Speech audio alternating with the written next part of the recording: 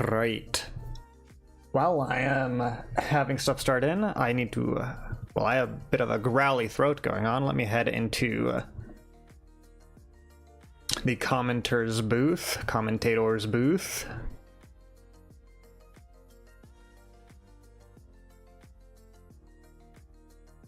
Mostly going to be doing sound and tech checks right now. The bracket will start in about 15 minutes.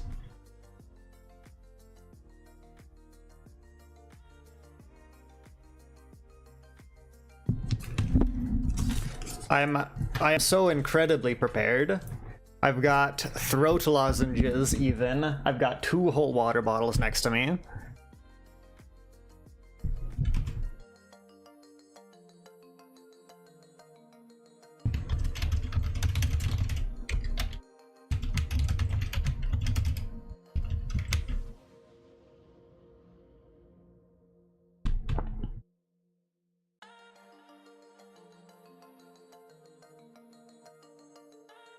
The biggest thing is when my co-commentator comes in, I'm going to need to do a sound check. For the tournament, we're not doing timeouts, we're not doing...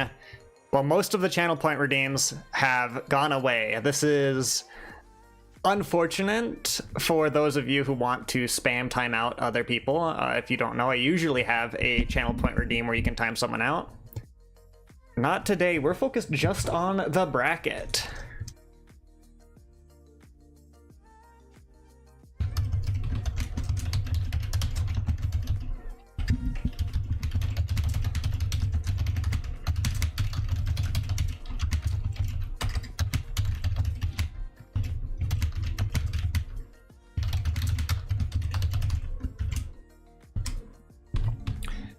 We'll get sound checks out of the way, and then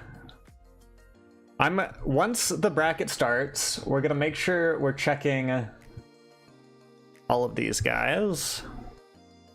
Once check-ins are over, when we've got a bracket, we're gonna decide. Looks like we're still missing 3 people for checking, and we're gonna decide what the stream matches are. It'll be great.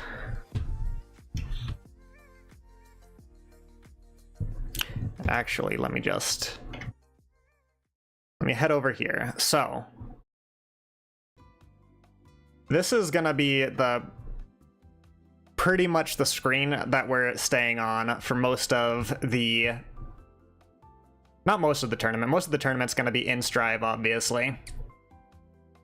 But this is the screen that, like, you know, between matches, whatnot, we're gonna be here. When he gets around to it, I will ask for a short introduction from my wonderful co-commentator who agreed to come on here on quite short notice, and it is later for him, so... we'll just... Hello. Hello, speak of the devil!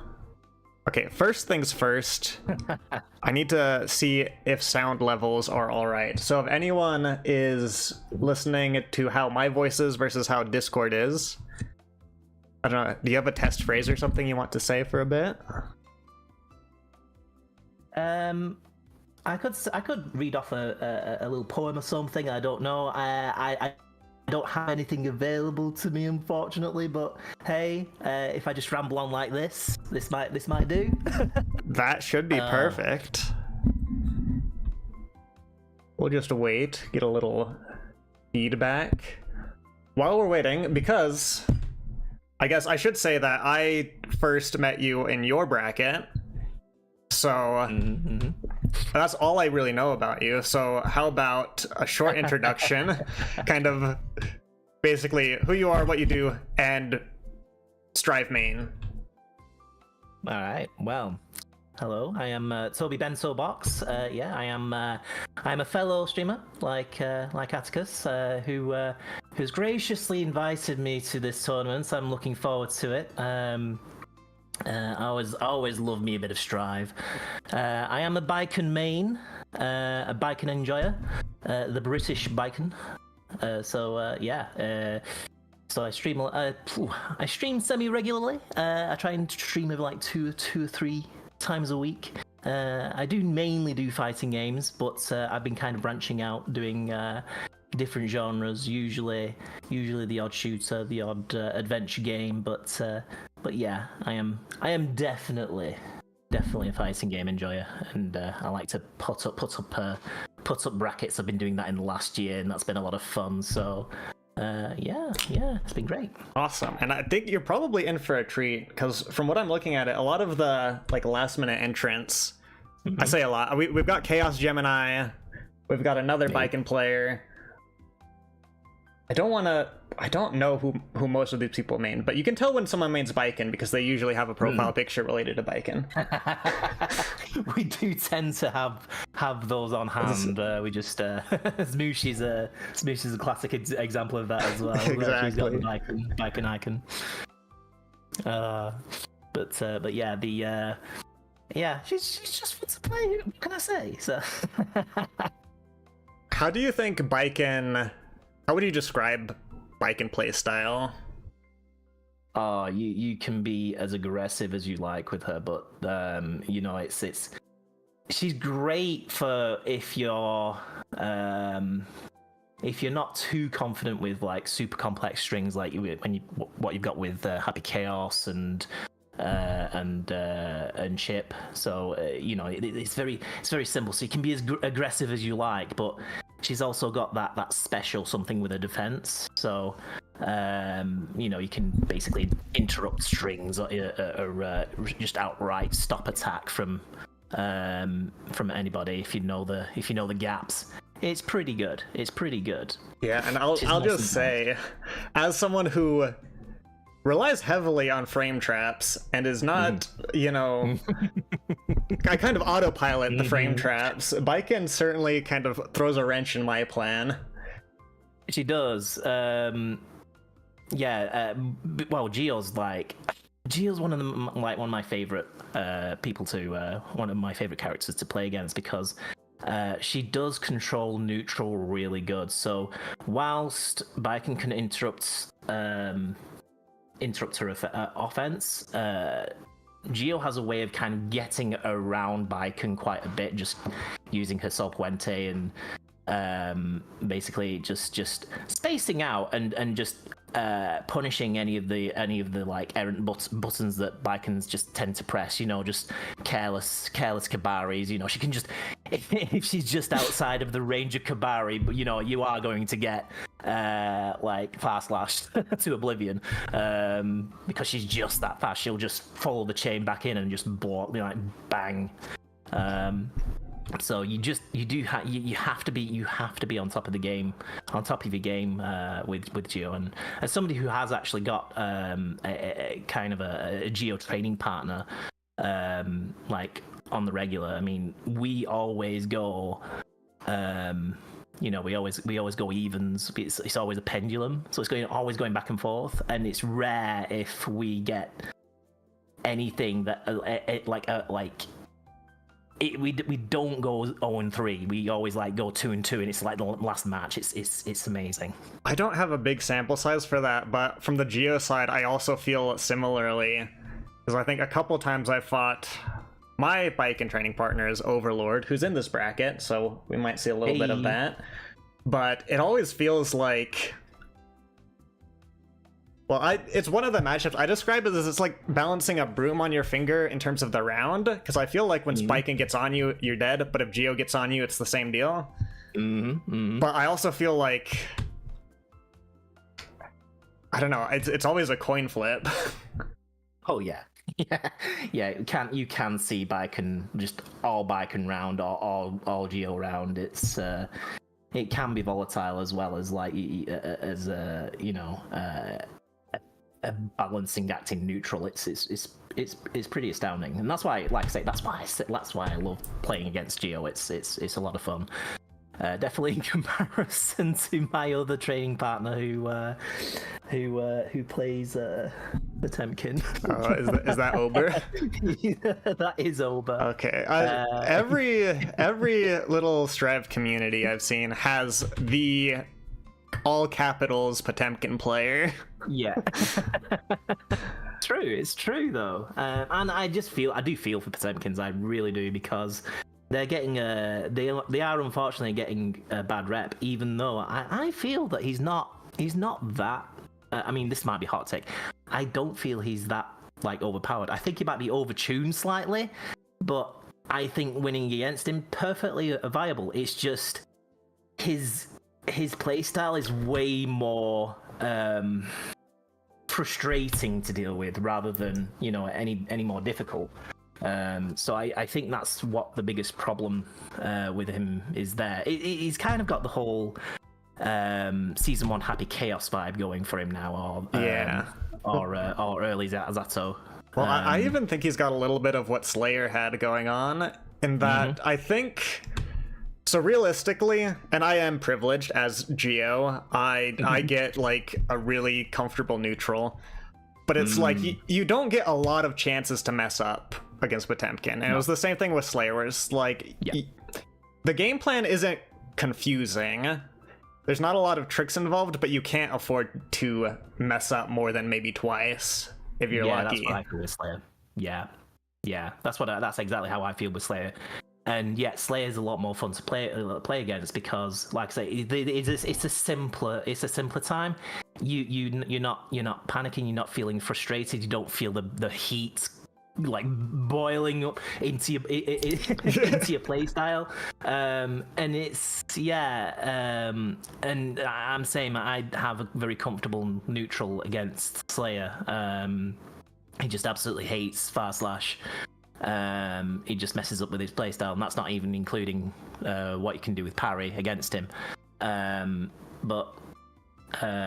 He's a lot less frustrating to play against, even though technically he has that same explosive you make a mistake, you die playstyle, you know. So for sure, it's just how it is.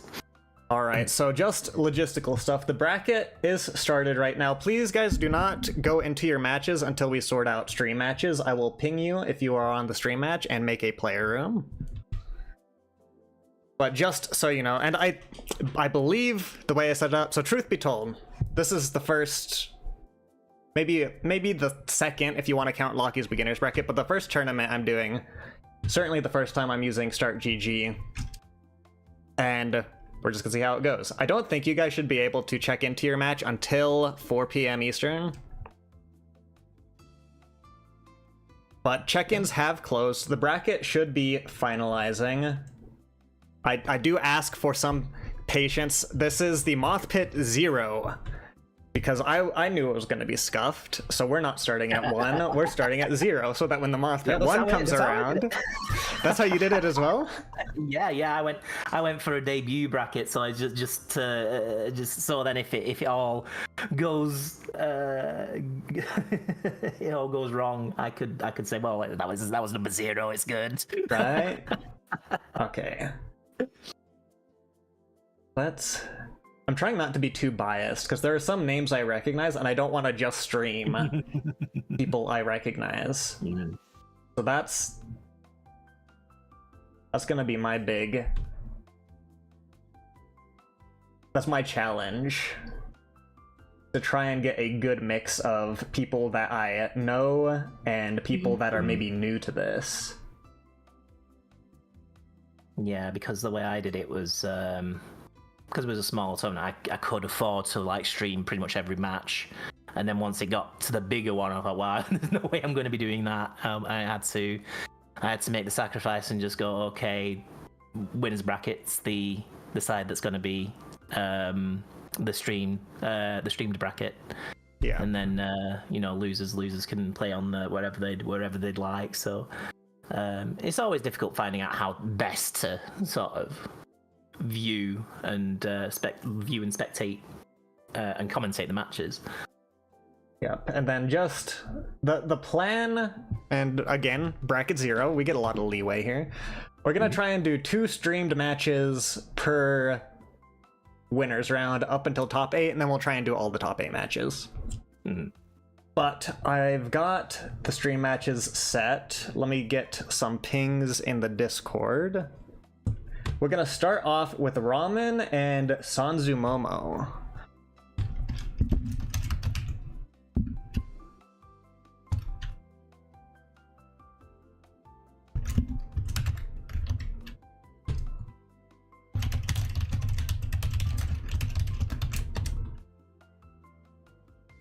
followed by Stone Ocean and Perched.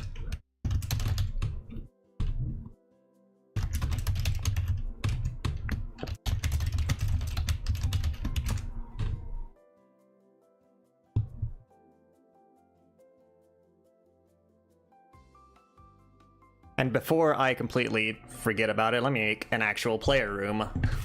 Let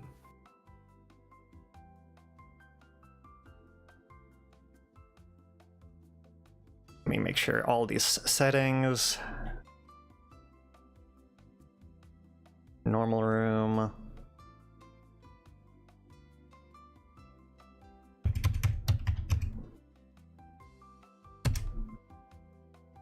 Okay, so I'm going to paste the room code in the stream matches.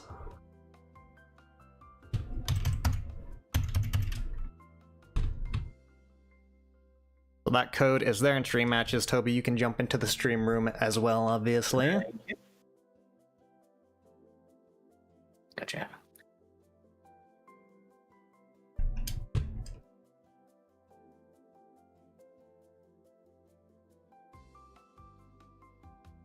In I go.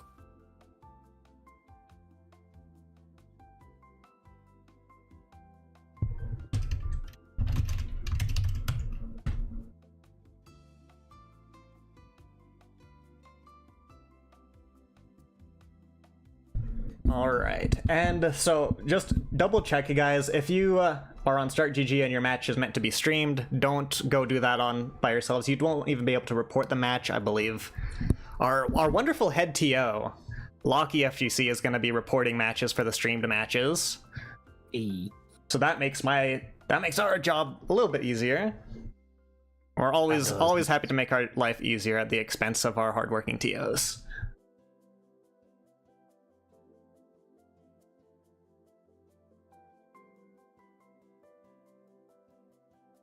Yeah, I shall make sure I get onto spectate match. There we go. All right. So I am, I'm curious as to know how Start GG works in comparison to, say, something like Challenge. Because I've always known. What I've heard, and since starting stuff with Start GG, I've heard everyone tell me that I should have done Challenge instead. Oh no! The idea being Challenge is more user-friendly, and really people should only... The idea is you only move over to Start GG when you get, like, into limitations with Challenge. I get you. So, once more sound check thing, guys. I'm gonna switch scenes, and if you can let me know if the game sound is quiet, if the game sound is too much. And just housekeeping as well, once you guys get your streamed match out of the way, please make room in this room for the next people to come in. Don't linger around. I know you might like to spectate in real time, but it just makes it easier on everyone else if you just clear out the player room, get on with your next matches, so on and so forth. Yeah, it does make things easier. I did once make the foolish assumption that having multiple spectators doesn't do a thing. We are getting right in here. All right. Okay, now Viking versus Testament. In the future, because I'm panicking a little bit, I'll get the scoreboard set up, don't worry, but just give me a minute until I give you guys the go-ahead for when you start the match. I believe Ramen is in player one side. So Ramen is the Viking player? Unless I am wrong, which I am known to be. Well, we've got the Irish Testament. So I've heard this opinion. I'm wondering what you think. Everyone likes how Testament looks in this skin. No one I've met likes how the abilities look in the skin. The thing is, I always consider it like Bailey's. it's just a scythe made of Bailey's. Yeah. Irish queen. You just get drunk once you get hit by it. All right, it's bloodstream. All right, starting off. All right. Big counter hits. Those Testament routes go on way farther than I think they have any right to at times. And it looks like Jin has a good control of the of long range. That's a great frame kill there. Okay, but this is not where you want to be against Baiken, is the thing. Nope. Positive bonus incoming. Good counter and a great confirm off that. On the cross up. Okay, Ooh, I hate to get hit by it, but I love to watch Baiken's play. Certainly, especially with that when that cross up Yul Zansen hit. Oh man! Ooh, and it counter hits. It hit hard. All right, trapped in the corner. Okay, and we're out of there. Okay, resetting the damage, and this should be a wall break. Easy. Not hard knock. Oh, okay, that was a crazy air grab there. That looks like one on the board for Sanzu. Sanzu is the Baiken. Ah, Sanzu's the Baiken.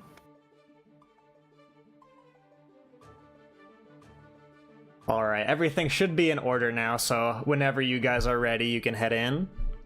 All right. Got 1 point for the Baiken.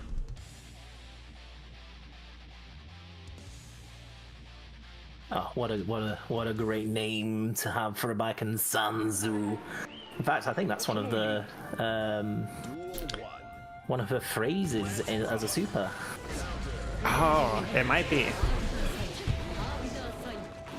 Not the Arbiter Sign loop. Well, gets caught out by the Wild Assault. Unfortunately, misses the meaty. Okay, and now we've got Tether. Okay. Good use of Roman Council to see what Baiken's doing there. It's almost one of the, like, you can RPS out of Baiken Tether, but if you can slow it down and just make it less of a guess.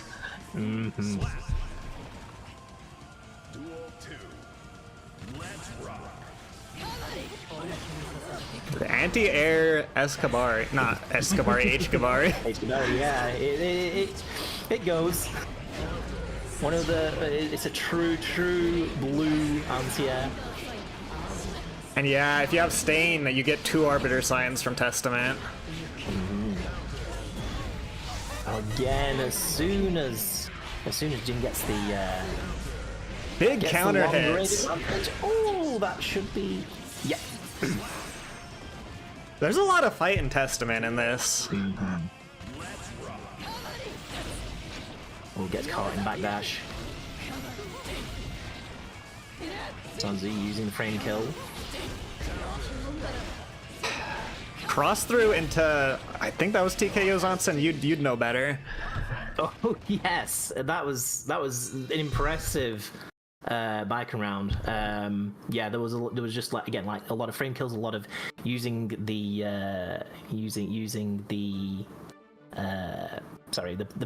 the FD break to alter the fall rate of Baiken to get that Yul Zansen meteor. Yeah. It scrambles my brain when you guys do that to us other players. It's so frightening. It's something I'm trying to learn to do a bit more of, using FD break and like the specific frame kill. All right, using 6K to initiate Stark Throw. What a confirm! I love, again, I hate to get hit by him, but I love how tether combos look. We got hard knockdown, going right into another Escobar. There's a lot of technical ability being shown by Sanzu right here. He knows exactly when to initiate some very technical combos. There's a lot of good space control coming out of Testament. They're not letting Baiken get out. As soon as Testament just gets the gets within the range that they want to be, it's just so hard to get out, and you can see right there, it was very hard for Sanzu to just get out of that situation. It's the sweet spot where I feel like Testament's at their strongest. Again. But we're using all the resources to get in. And brother, it just keeps going. Yep. Not the cross-up I was thinking of, and then into gun super. I will say that was a wonderful fight coming out from Ramen as well. That was, yeah, Ramen really did well there. That round was very, very confident. Again, the spacing, as soon as he got the space, they were basically playing to their biggest strengths. I have to maybe potentially steal that setup. There's a lot going on. But yeah, thank you guys. That was wonderful matches, and it didn't feel unwinnable for Testament either. Ramen had some good stuff going on, especially those last few rounds. Yeah, it was a very strong showing from Jin. It was very, like I said, very commanding. But as soon as Sanzu just got into got into their rhythm, when they got close, then it was very struggle. It was a struggle just to get to defend against that. It seemed like Sanzu just had the bike and knowledge there to. And honestly, there was some conditioning as well, because Sanzu did that cross up Yozansen, and at the very end decided to go backdash instead. Yep. All right. So if those in here are, I believe our next match is Perched and Stone Ocean. You guys can pick a side. Please wait for me to give you the go ahead. But Perched should be our Johnny player here. Okay. Yeah, so we'll have Perched over on player one side.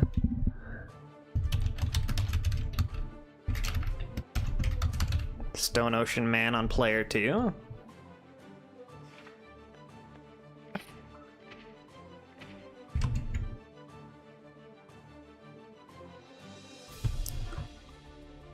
May I just say though, the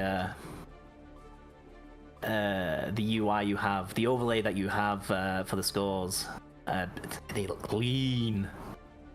You don't understand how much I appreciate that. You don't have the context, but I actually did a whole stream where I spent 7.5 hours trying to learn a new program to do that, actually.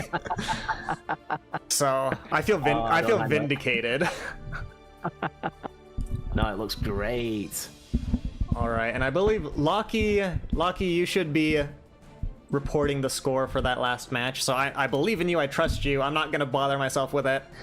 You guys can feel free to start at your leisure now, Perched and Stone.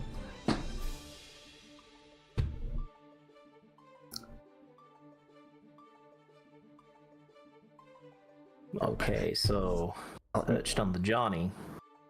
Nelv redeemed a hydrate in the chat. By the way, I would recommend, you probably know this, you're more experienced than I. You should probably have water near you if you plan on doing commentary for a hot minute. if you do end up like doing a lot of talking, it does get onto the throat quite a bit. I remember on the end of one of these things, I was just my throat started to croak, and it was such an unusual feeling for me because I'm not the biggest talker in everyday life. I found that I say probably 90 to 95% of my words when I'm streaming, and I'm a very quiet person outside of that. Yeah. I was scared. Yesterday I thought I was losing my voice for a bit, so I started taking it real easy. It's always a good idea. Now, Johnny is scary and Abba is terrifying, so I'm wondering if scary beats terrifying. Yeah, it's not a match I've actually seen often, if I'm going to be honest. I think Johnny's going to have more tools on average, but when you get Jealous Rage Abba, that's when she could probably get in a lot easier on Johnny. Johnny has the spacing to be able to keep Abba out when she's not in Jealous Rage mode. I imagine it's much more rougher for her in this matchup than others. But then as soon as she gets that jealous rage. I don't think that's gonna happen in this round. No, okay, a pixel of health on hard knockdown. Yeah, that's a rough one. Alright, we've got chatters saying even in Jealous Rage, Johnny wins. I can't tell if that's overplaying Johnny or if it's he is in a strong spot. He's in a good place.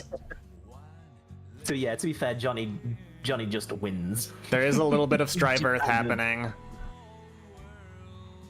Ooh, are we desyncing? We may be desyncing. Okay, fingers crossed. I don't. Okay. There we go.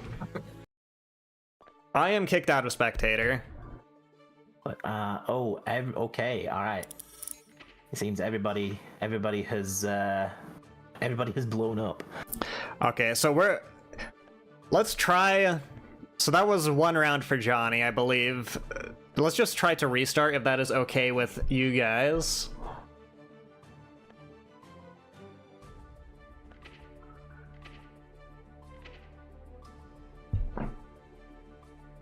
If you guys can pick same sides, that is ideal. So admittedly, this may change for future MOTHPIT. We have allowed like Western European players as well as NA players, which I like it because it includes some of the people that don't usually get to play, but there is also a much higher risk of connection problems.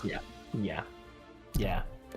This is something that I have to contend with as well, being a European who usually does his work in the unholy hours of the morning. You know, I have a lot of my viewership mostly in the US, but it's just a shame that I can't then include my European viewers so easily. So I try and strike a balance, but yeah, because I open it up to everybody. Because I open my brackets up to everybody, it does just increase that risk of drops. But it's just how it is. If I'm including everyone, I can at least say, well, this is a casual tournament. We don't want anybody like screaming bloody murder if something goes wrong. Yeah, I will say it would be a very different story if there were any cash prize. But this should just be for fun. Yes. All right. Stone Ocean, are we good?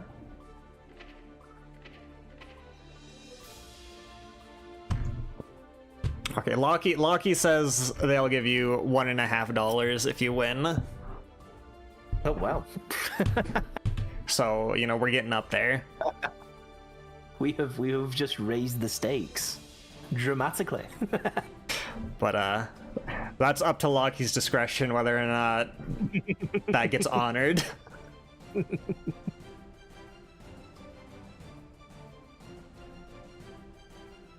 Okay. So hopefully no more connection issues. We should be geared up for a nice, you know, see if we can get the blood rage. Sorry, not the blood rage. The jealous rage coming from ABBA. I think that's really her only real strength in this battle. But who is it that mentioned? We've got a couple. I think Renzo and Dank both mentioned that Johnny's just really strong here. Yeah, Renzo saying even in JR, Johnny wins. Yeah, I can believe it. Yeah, but I imagine the odds are at least evened out a little.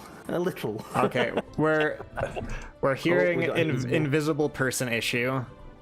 Ooh, okay. Don't see him on the screen. This may be a room or remake situation.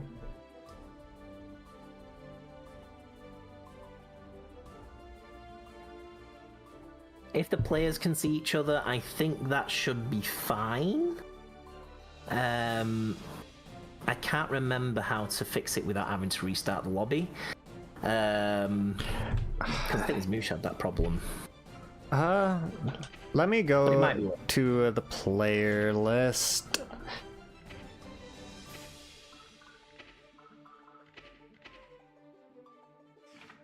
If I kick you guys, just because you're stuck on the station. Just re-enter, see if that fixes the issue. Yeah. If there's an invisible person in the and you're playing against, don't try. Don't even attempt to. That's basically death. Okay, Dank says remake the room is the way to go. Okay. So I'm going to remake the room. It'll be the same code, guys.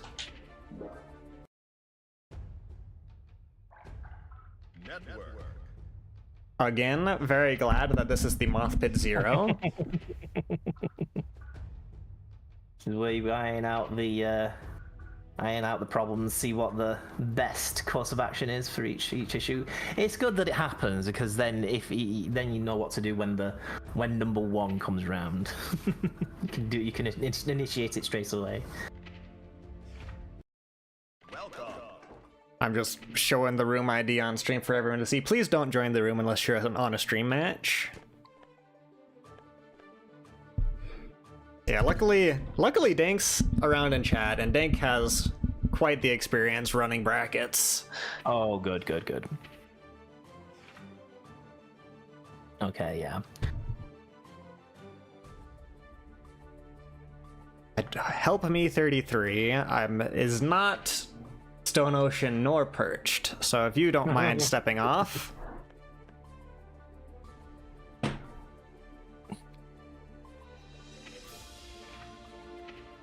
Alternatively, the oh wait. Oh. Too late. You get to use your feet. Instead. All right, so fingers crossed, guys. We'll try this once more.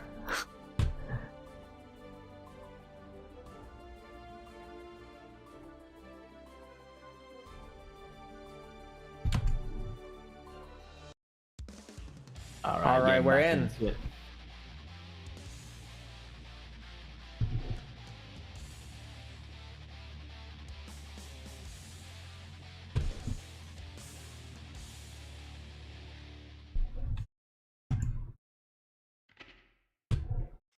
Mankind knew that they cannot change society.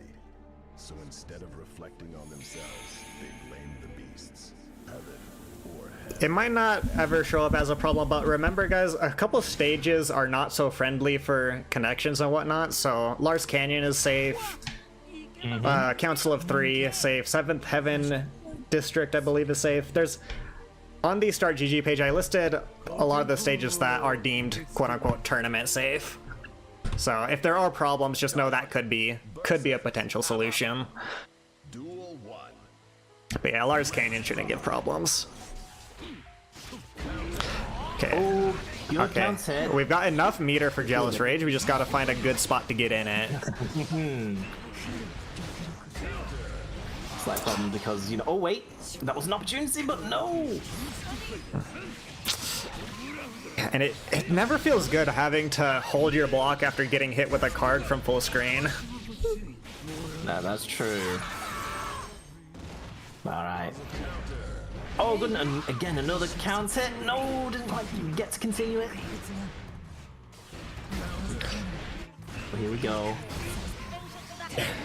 Starting to see now we get Jealous Rage. Oh, now we get Blade. This is, you pulled the, whatever, the lawnmower string back. Johnny went, you know what, I'm just going to tip the lawnmower over. Yes, indeed. Another way. Oh, gets caught by the follow-up on the card there. Good IB, but yeah, we follow up with the grab. Okay, ensuring a hard knockdown.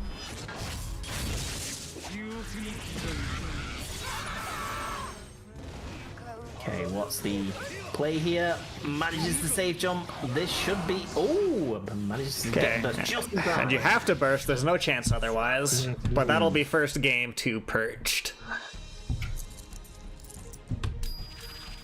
Perch did have a little bit of have a little bit of a scare with Stone managing to force their offense into the corner. A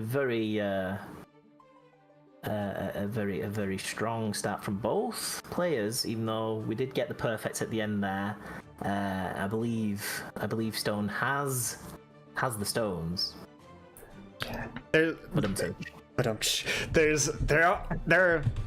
I guess I'm not too knowledgeable on Abba's matchups. For how fun she seems, I don't see her a lot.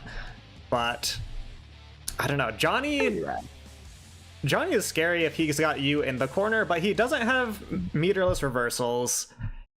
I don't even know if he has a faster than 5-frame button. I feel like if you just get in on him. I think it's 2P is his fastest one. I think. But then again, I could be wrong. I don't really see Johnny yet to be like using a barret too much. Gotta be honest. Usually with Johnny, when I play against Johnny, it's just hit in the face with JS and go from there. Yeah, for me, it's usually throwing out a 6P on a prayer that it'll hit Mistfinder and then getting whiff punished for it.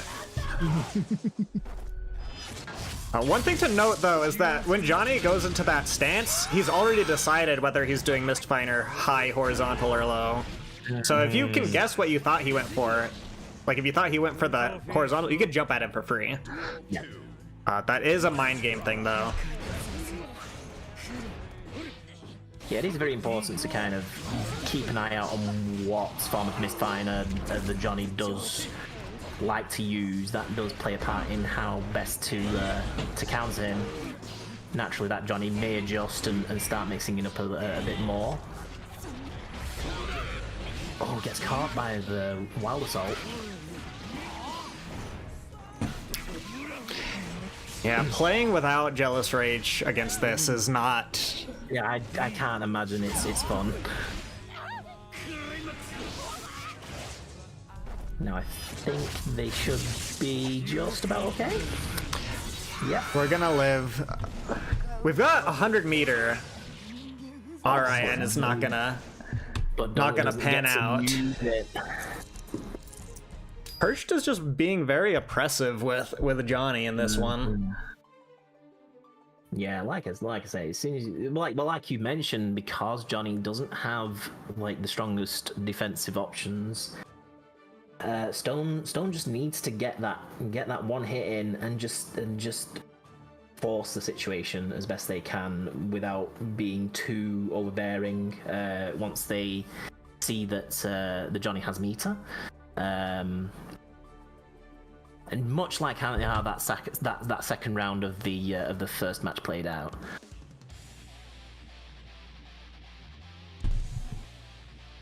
See, that's something that you do get to see often, is that, you know, Johnny does backdash quite a bit as well, so that's something that they can use, but then you can also call that out. So, as you say, it's one big mind game when it comes to Johnny.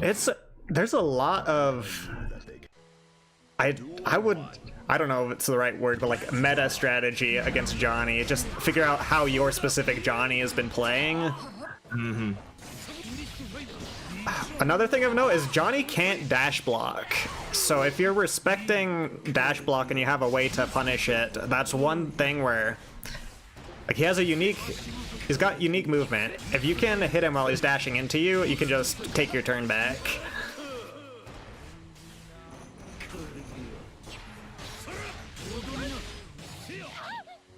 Oh, I don't know if that's lag on our end. Maybe lag on our end. Oh wait, I'm back. I'm back. I am also back.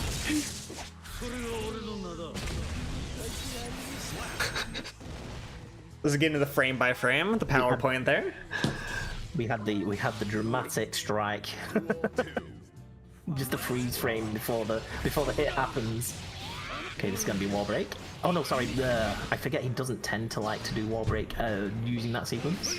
Wants to go for the reset instead. Now we get wall. Oh wait, I didn't expect that to whiff. Yeah. But again, yeah,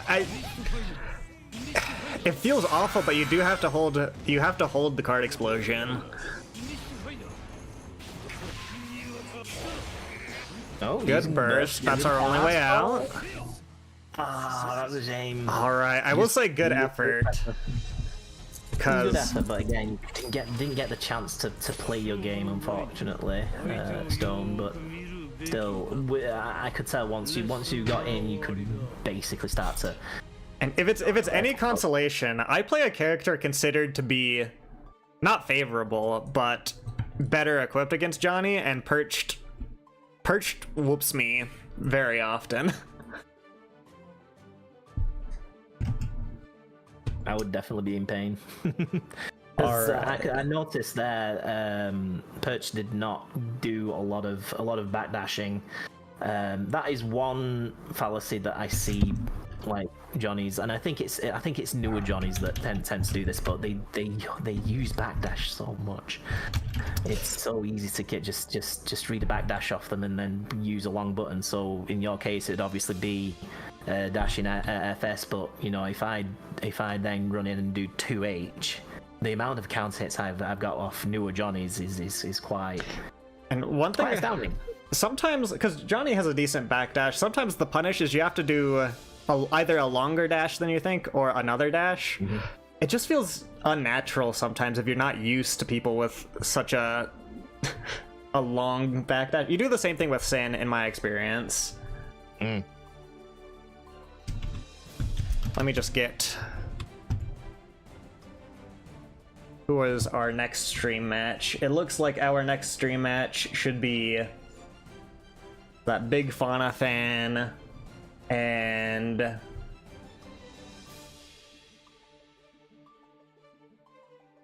Star.GG is lagging for me. Don't you guys love this? There's the advice kicking in there. Switch to challenge.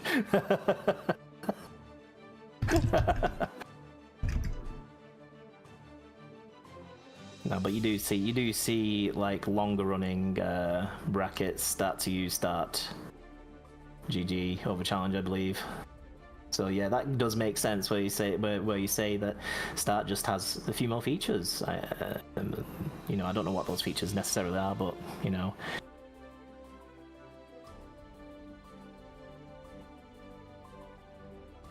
All right. 1 second. I am taking care of some things. While I sort this out, we'll go back over here. We'll take a chill pill for a minute.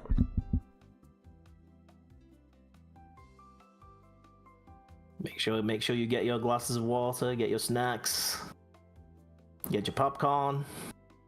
I'm just starting.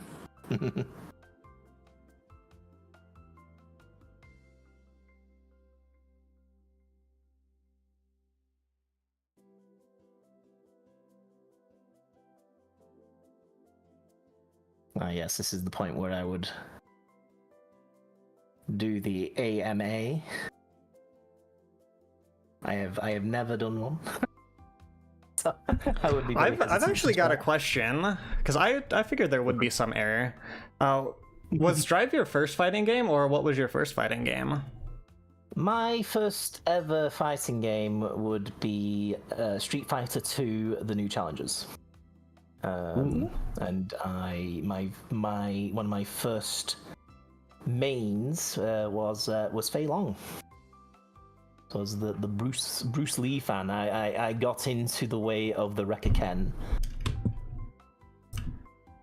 and that was kind of my first foray, and that kind of stuck with me. So I wouldn't say I do Rekka Ken characters all the time, but if a character has a Rekka Ken, that's a decent indicator of somebody who I might end up playing in future fighting games. But yeah.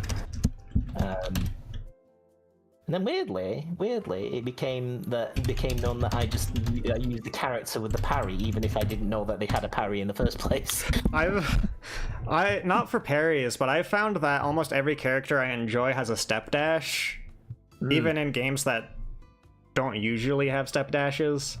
Mm-hmm. All right, I've pinged our next opponent, or our next contestants, I should say. This is a big learning experience for me, so I am incredibly grateful for that. I do want, for the future, to have people make their Discord name and their Start GG names the same. I know, right? When I sometimes put the top 8 on, it's like, what do I use? Because we had the infamous Jeff Hardy pop in, and they go by so many numerous like different names. They on Challenge and on Discord, and I think on Twitch as well, because we've still not discovered who Jeff Hardy is on Twitch. It's a mystery, and sometimes sometimes you don't want to ruin the mystery. Yeah, exactly. All right, looks like Maxi is Elfelt gonna take up the player 2 side. Okay, let's spectate that. Get in there.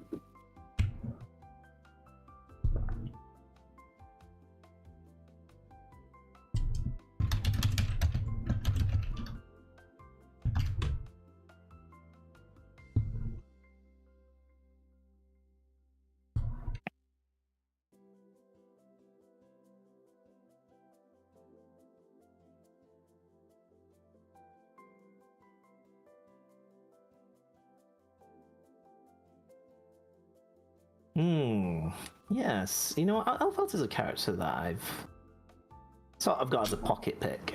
Really? So that's when I first started to drive. Oh, sorry. Go on. Oh no, it's okay. That's interesting to me because I've heard Elfelt players basically describe Baiken as their kryptonite. So to have, your Baiken with a pocket Elfelt. I don't know. Maybe it's like an opposites attract kind of thing. It's a possibility, yeah. I think that's the whole Rekka Ken thing. The Rekka Ken voice talking to me when I play Elfelt. Because I think really she has I think maybe barring Chip, she has sort of the purest form of the Rekka Ken in this game.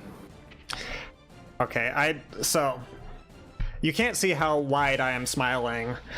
This is a matchup that I am very acquainted with. I almost, not almost exclusively, but I do first attends with Locky as an Elfelt player. So I do the Geo Elfelt first attend on the regular. So I'm on the edge of my seat. If you want to be, there's some cheeky round starts you can do, or you can play it safe. Either way is fine. Starting up a bomb. Oh, what a sequence! It's very interesting to see Elfelt. They're not afraid to go into the corner themselves. No, because they're gonna get you into Rekka, take it to the other side of the screen, or they're gonna grenade flip out. And this looks one-sided. In my experience, Geo versus Elfelt never looks like a close round, and it's often decided at who gets in first. Yeah, we'll soon see that. Oh, wait, no, hold up. The great equalizer is the burst. I like seeing the DP anti-air attempt. Got some resets. Lollipop just that crazy. I mean, people used to say, oh, it's kind of weak. But no, not if you know how to use it. It's so important to you know how to condition with Lollipop. You can't autopilot it. Well, okay, you can autopilot it, but good players won't let you get away with it. That interaction right there is the grenade flip over Ventania. Depending on the timing, it either wins for Elfelt or wins for Geo. It's so funny. Yeah, I was like, I wasn't entirely sure what was going to happen there, because I thought, where's that hitbox going to be? If you delay it enough as Geo, you hit when she's coming down on the other end. If you do it early enough, you hit her with the full Ventania. But if it's just right, Elfelt goes right over the top of you and starts her mix. Okay, so all right, we've got the drill kick. Oki, ooh, good counter hit. And once, like, I'm just gonna say, like, it really is who gets in first in this matchup. God, this is like looking in a mirror. It's a very strong. I think we're going to be in for a competitive ride here. We're going to be going back and forth. If I'm going to make a prediction here, at worst, I think it's going to be a close 3-0. I would not be surprised if it went to game 5. Yeah, both players knowing what to do with their characters on a, on a high level. Very nice to see Elfelt doing a more eclectic mix. But yes. Okay, we've got burst out. Again, you can't... I think... Usually I try to save burst, but in this matchup, it's like that round's almost lost if you don't.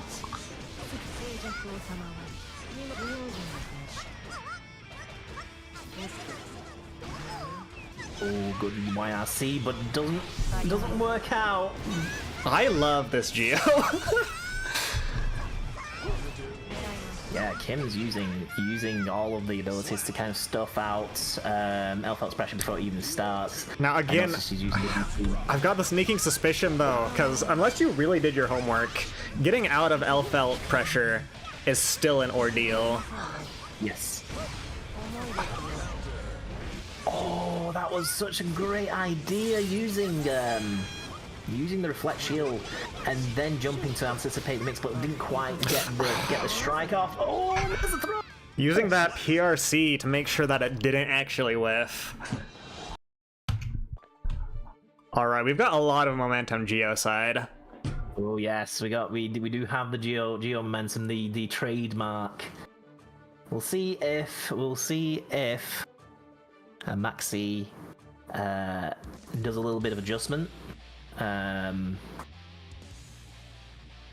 It's very important to just know when a Geo is just managing to space you out, and then you've just got to try and do things a little bit differently, and try and bait out certain actions.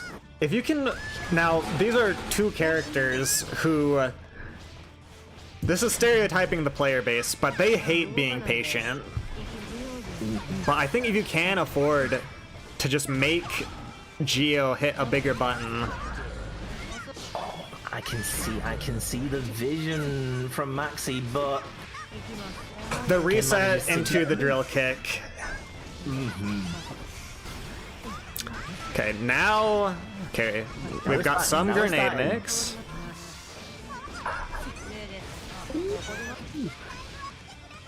Manages to close that out, and it's going to be set point for Kim. All right, and yeah, it's the Rekka is quote unquote reactable. It's really not. It's only reactable if you do the same thing. Yeah. Oh, that was nice. That was clean. I love to see that. Very clean. Just dropped it at the end there. Oh, again, good use of spacing. Unfortunately gets caught and maybe in for a wall break. Oh, we dropped that. Again, this time not going for the second grab, going for the low. Alright, what's the option here? That might be it. Yep, there we go. That's gonna be it. Good showing, guys. That was a good showing. I saw the adjustment, and it was looking like it was going to pan out. I definitely saw a lot more thought on spacing regarding Geo's normals, managing to doing double backdash to avoid. I forget the name of Geo's spiral arrow every single time. I literally just call it drill kick, and I've played Geo for like 1,000+ hours, so you can call it drill kick or you can call it spiral arrow. Yeah. Like, to no one's surprise, if I have to play Street Fighter 6, it's I play Cammy. Okay, next on stream is going to be Isozaki and Kensei. Now, Kensei is a really good Kai, I want to say.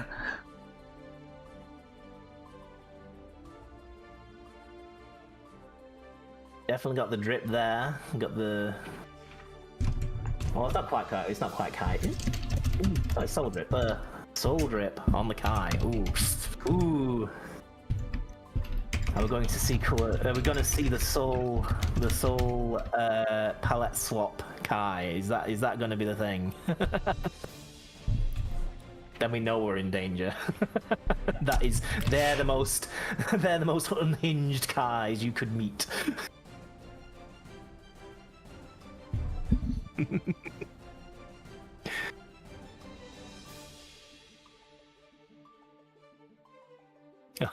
Chat says no, he looks at Kai. Oh no.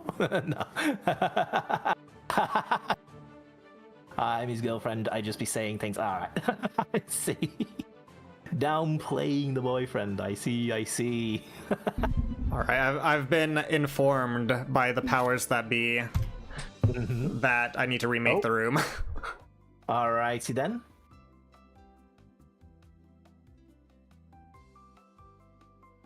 Nothing like a good old room refresh. Strive World. It's the best game with the worst neck. Yeah. There are worse. It could be worse.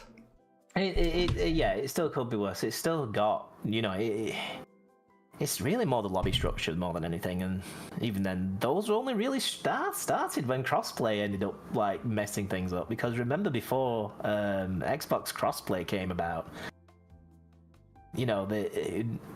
people didn't quite like how the lobbies were set up, but they were still, they were still very functional. Now they are just a mess. Okay, so we'll just wait. The room is back up. I believe we've got our contestants. Again, MOTHPIT 0, guys. I'm getting word that seeding might have been a bit wonky this tournament. Apologies for that. But growing pains, we'll learn. Yeah. This is number 0. We're good. Yeah, see.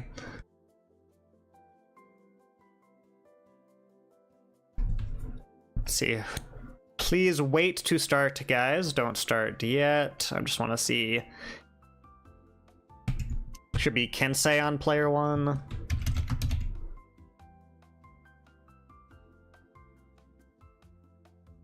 Kensei player 1, Isozaki player 2.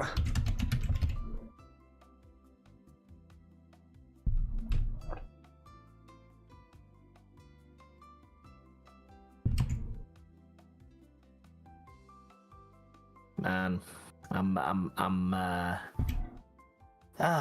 sad there's no specifically like fist oriented characters in this game. Yeah, like the closest you can get is Potemkin. Yeah, because then I could make the joke of Kensei Sacred Fist, and that is just kind of showing my age.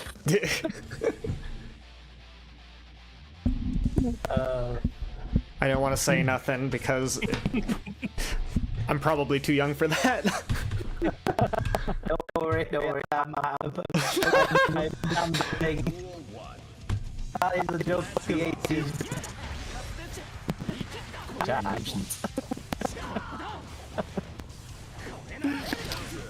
Alright.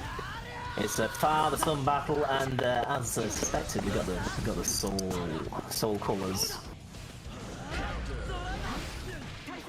Okay, so Sin very strong this batch. Basically, can get a wall break from pretty much anywhere on the screen if he has the stamina for it. So a lot of this match may be concentrated around just keeping an eye on how much stamina Sin has at any one point, and then just pressing the advantage there. It's definitely a character where the Sin plays different without stamina. If he's got stamina, you can try and maybe low poke the whatever the low advancing move is. But you have to watch the resource, and a lot of Strive players, myself included, really don't like watching resources. No, I'm also the same. Strive has helped me a lot when it comes to like keeping an eye on resources on both players. It looks like We've got a good showing from Kai. and then definitely trying to make up this second round. Making that stun dipper safe. Oh, that was a shame the DP missed.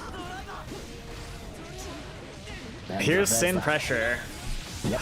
And you can sweet spot that super. I don't know how to tell whether or not it did, but... You know what?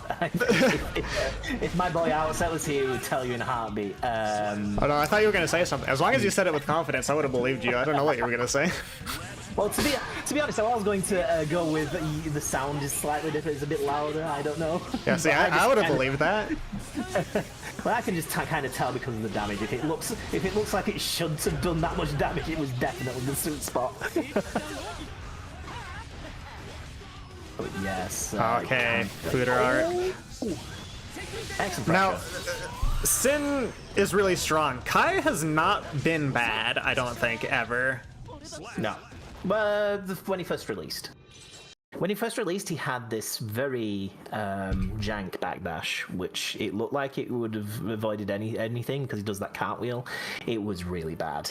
Yeah, all right. Terrible. We got 1 point on the board for Kinsei there. All right, I'm being informed through chat that Kai was pretty bad on launch. Okay, Kai, since I started playing Strive, hasn't been bad, which was in season 2, season 3, I think. Mm-hmm. I'm new to the game. Not new. Yeah. Okay. So that's how we can. Yeah, because I always sort of recognize when it is, sort of. I'm like, I don't know how, but I kind of know that was clean air. Now I know. It's probably because I kind of recognize the hit stop. A subtle thing. Anyway, Kai is continuing on from the momentum gained in that last match. All right, we're continuing with resources. That's probably gonna wall break. Yes, sir. Not enough for a super to close that out, but this is where problems gonna arise. Pixel and Dream. Unfortunately, that dream is snuffed out by a DP. Classic DP. Okay, we're bursting to get out.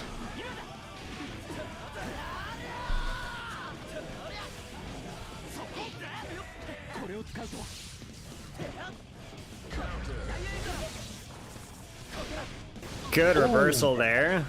Yeah, nice. We almost got into the Sin pressure. Sin's air buttons, I will just say, give me a lot of trouble. War crime.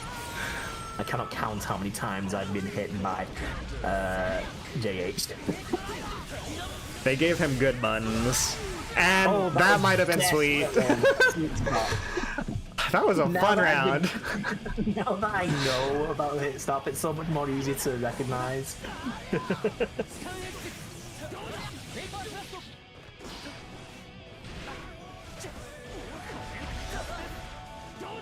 So thank you, Kyoko, for that advice. Okay, more. I like the dash counseling to continue pressure after a soft knockdown. Okay, we're holding the defense here. A lot of fundamental knowledge. Oh, okay, yeah, we're getting out of there. We're not taking that. Yep. Excellent. Ooh, and just whiffed the grab. Almost had another turn there. Oof. But it looks like Kensei just has an excellent knowledge of the fundamentals. Plays footsies really well. And yeah, I'm noticing a lot of the subtle FD tech going on, the FD breaking on the ground and whatnot. Just controlling the spacing really well. Yeah, that helps when you're playing against Sin more than you might think, more than like other characters. I say on the same level as say playing against Geo. If you know your spacing around Geo, it makes that matchup a little bit easier. Certainly gives a little more breathing room if you can be confident in, like, oh, he's not going to get me from here.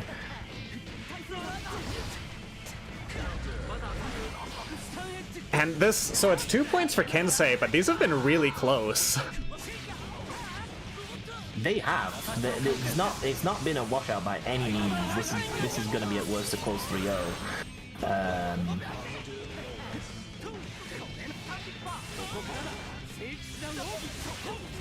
We've just got the combos. Just on hand. Just our Kai player would have to tell me if it's optimal, but we've got very good combos. Got a large selection on hand. Again, that FD10. And we're gonna get punished for that. Here's the Sin carry. Oh, we get the reset. There's gonna be a little more damage. There's that hit stop. Yep, there we go. Sweet spot.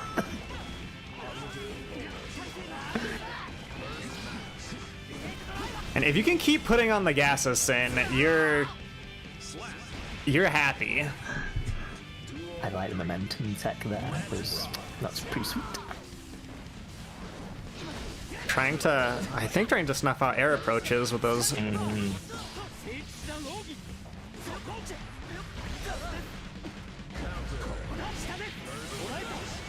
Yeah, it looks like Sin's looking to try not to play the grounded footsies game against Kai because they know they're not going to get out of that situation easily. No, I think Isazaki's just trying to be in the spots where Sin is strong. Excellent air confirm. Okay, good, making that save. The blue backdash tech. Alright, last chance for Sin. Oh, but get poked out with that 2p. Alright. Kensei knew their buttons. As soon as they got in within range, they used that opportunity. Very good showing though. Wow. Great games, guys. And like, it's 3-0 is not an accurate representation of how that felt. Not at all. I agree. All right, if we can, we'll try and move on quickly or promptly, I should say. We've got Ion Gravity versus Sanzu Momo. So just catching the little triangle in chat right now.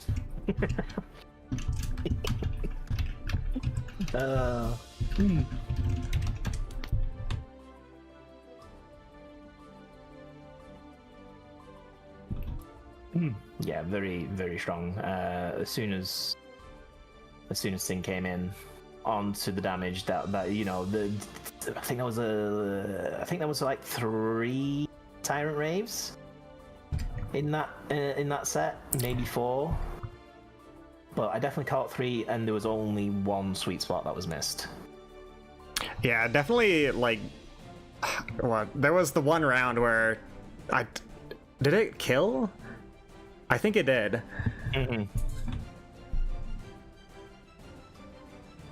All right, just waiting for Sanzu and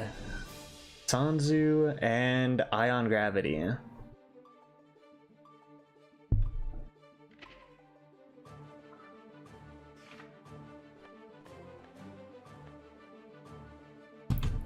More biking, that will be fun. Is that an Asuka? Hold on. I need to see if there's the character swap. Yeah. No, Leo. All right. Magic the Gathering. Give me 1 second, guys. Please don't start. I'm just gonna get you guys set up on the scoreboard. We're going anyway. This is practice. This is practice. Don't worry. No worries. The typing in. If you can let the intros rock, that would be great. That would help out a lot. All right, safe. We're safe. You'll do that more often than you. All right, both of these characters give Gio a lot of trouble. I'm curious what the matchup is between the two. I found that Baiken has an easier time against Leo. On my personal experience. Interesting. What do you think is the strongest piece of her kit against Leo? Against Leo? Well, of course you got the parry, being able to anticipate the VP, of course, like that. Okay, we do get that flash kick. But it's a lot more devastating for Leo to have to deal with getting caught on a cross up with a throw, for obvious reasons. Do you I'm legitimately curious. Do you think getting thrown, because thrown by Baiken you get into tether, you're saying that's scarier than getting thrown into back turn from Leo? See, Speaking of back turn, yeah, when back turn happens, that is a dangerous thing for Baiken for sure, because then she has to deal with the parry as well. Good throw. where? Okay, hold on. No, that was some stuff. That was some sauce. And we're still in back turn. A little scary, especially because Baiken has some long buttons staying in back turn all that time. You can get caught out with 2H very easily, and that's another strength that she has against Leo. It's basically, you know, obviously back turn is a thing from long range, but if he decides to do the guard points, then just Hold on. Wait. This might be a very fun set. This might very well be. I'm trying to. There we go. There's Guard the point. Okay, here's back turn. Back turn's just, it's something where you have to make a choice, and the only way to lose is to not make a choice. It's like, are you gonna mash? Are you gonna... It might not be wise, but I tried to backdash the overhead back turn.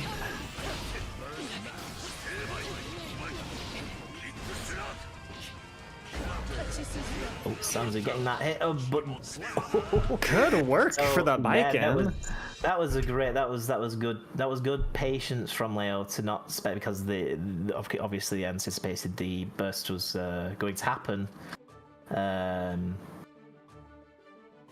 But yeah, unfortunately didn't quite push it out enough to avoid getting close slashed in the end. Okay, and before we get into this next round, I guess while we're getting to it, the Wild Tide FGC just raided with 99 people. Yo! So I'm gonna shout out these guys real quick. Thank you so much.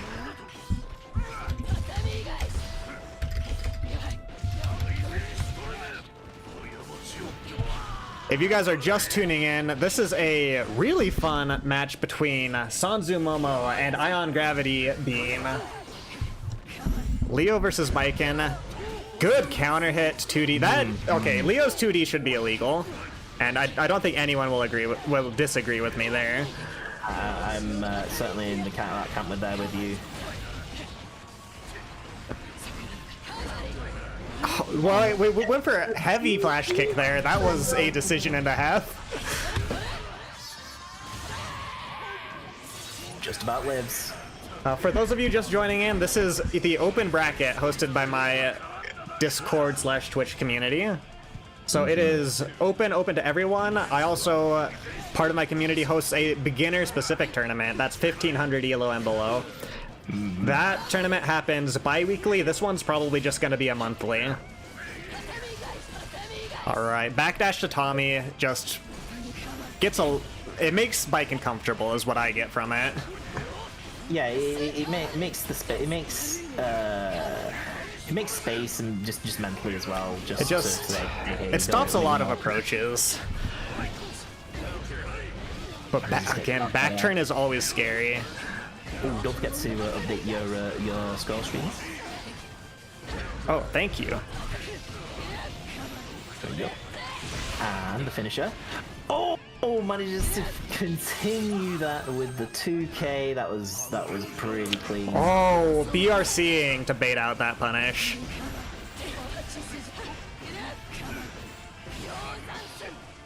Okay. Just to escape with his life. Some push there. But the 2D from Leo. Alright, playing safe because we have to. But that'll go to Baiken there. Yeah. So yeah, 2D on Leo definitely stronger than I would say the DP in this match because it's so easy to get baited, and if you get baited on Baiken, it's pretty rough. There are certain moves like Leo's DP, really every DP, as well as Baiken's parry. Sometimes you just need to have it as a threat more so than actually use it. Yes. Show that you're using it, but only when the other player is comfortable in the belief that you're not going to use it. Then that's where you pull it out. Yeah. No, in my no, it's almost if you can use the move not as a reversal, but to change the game plan of your opponent is when it gets. I don't know. I feel like that's how it's effective. Oh my god. I blinked. Wrong. Sorry. yeah. That was the wall combo. Optimal wall combo from Baiken. Okay, we're gonna go back into back turn. Oh, you can see that Ion's not quite comfortable in using that back turn anymore.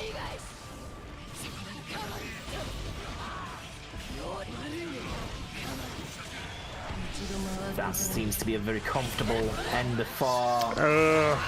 Sanzu right there. Yeah, Good work, Sanzu. You have to tell me as the Baiken player in-house, but Sanzu is impressing me with a lot of these. I'm still like gobsmacked that the air combo killed when it did. No, that when you want the thing is with Baiken, the more JDs you can fit into a combo, the better. It was strengthened a couple of patches ago, and it just rocks damage. So if you can manage to get the an air JD combo, get 2 or 3 out in the same sequence, then you're laughing all the way to the bank. And it happens when Potemkin hits you against the wall and you bounce. It happens when Baiken hits you against the wall and you bounce. It happens when Soul hits you against the wall and bounce. Those moves do like mental damage. Yes, just bouncing in general. The Leo 2S, the 2S sequence, the 2S 5H. All right, now we've got Lai versus Monkey King, and Monkey King playing a character that you don't see a whole lot. Or at least I don't see a whole lot. 1 second, guys. Let me spectate. If you can wait until I give you the go-ahead, that is ideal, but obviously it's not the end of the world if that doesn't happen. Just make sure that all the scores are set up. All right, we should be good to go when you guys are. Yeah, see again, Ion bringing up another point where it's not favorable for Leo. Projectile's just a bad idea. The fast one you can use if you're clever, if you're careful with it. But if you use slow projectile anywhere in neutral, you just free JS. You know what I mean? And that's just the base decision to go with Baiken to counter that. But enough of that. We get the classic Sin corner carry. We got the food tech. He's still growing. He's been growing for years, and he's still growing. Oh, not quite sweet, but still. Oh lord, he's still in a rough spot.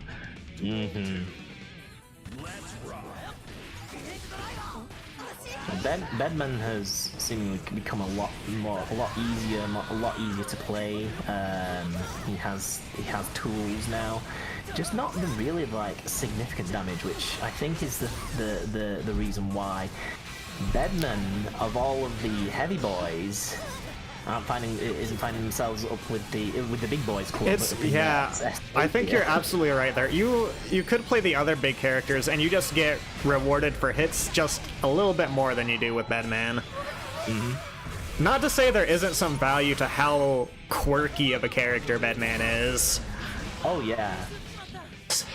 Good work, by the way. Monkey King, obviously a very strong player, has the yellow stink lines coming off of him. Absolutely. Got the FD break tech, using air to his advantage. Oh, misses the 6K, but it doesn't matter. He manages to get a throw off that.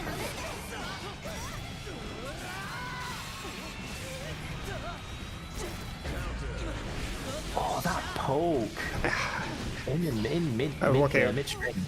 Good backdash throw there, taking back our turn as Bedman.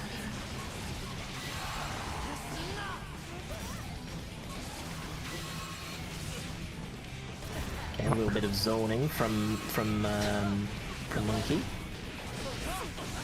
We've got 1 bar of stamina. We're going for Ride the Lightning.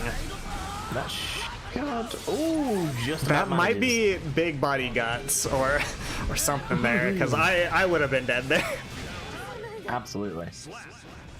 But manages to get that kill. All right, game 1 to lie.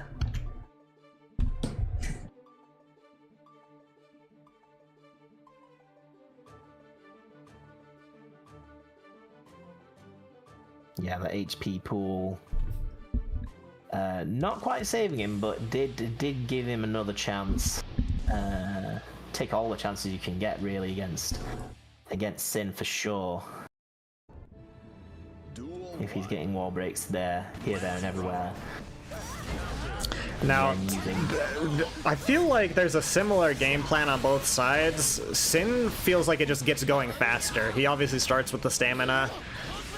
Bedman has some scary stuff if he gets you in the corner.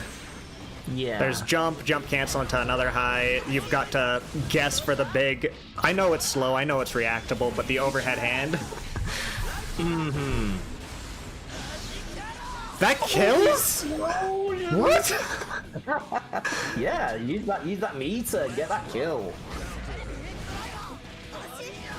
That was knowledge from Lie there, knowing that basically cashing out with the meter will get the kill. Very good observation there. Lie showing that he certainly knows his way around this character. I must say that L comp to catch them in the air and still confirm that combo is just pretty sweet. Wow, okay. To grab out that. Now you've got the Bedman corner pressure. This stuff is scary, and you. Unless you have a DP. Yeah. Okay. Alright, we'll just go back to zoning a little bit.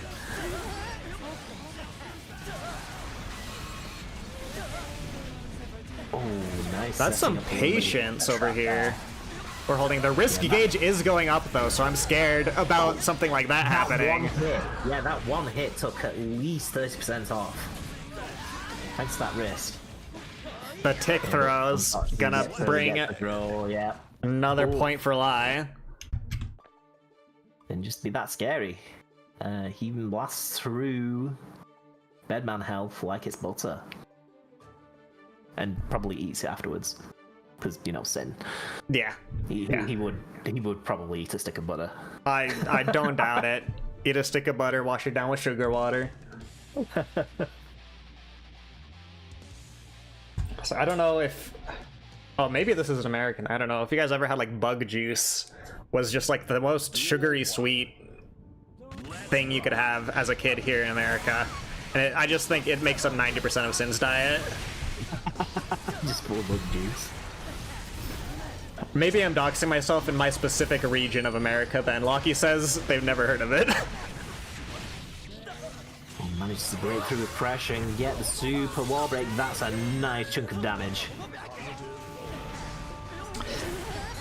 Okay, it's hard with the DP, but I love to see the Bedman pressure. Good work. No fear for DP, which is good. I mean, as much as you want to try and respect that DP, if you do it, you know, you're probably gonna get hit anyways. So. Yeah, and this is Strive, so I disrespect rather than respect gets you pretty far. I don't want to count how many overheads just happened there, but there were a lot. Okay, we get the grab. Lie can be patient, but I'm scared for his risk bar. Yeah, that does go up. That's been going up consistently throughout this entire set.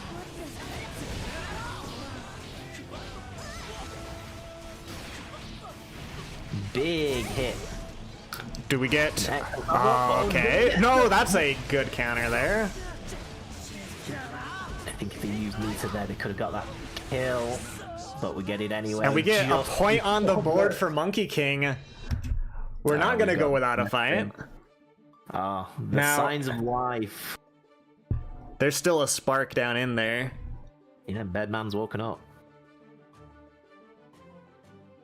Pun intended. I'm sorry, chat. Okay, apparently there was one person in my Twitch chat that said something that alludes to the fact that bug juice is real. It may be a Midwest thing in America specifically. Oh, I think they discontinued it because it was probably very bad for you. You can't fight it anymore. I can't fight it anymore, I should say. No. Apologies talking about sugary drinks. We've got a match to talk about. I will withhold my conversations about Vinto, our UK equivalent.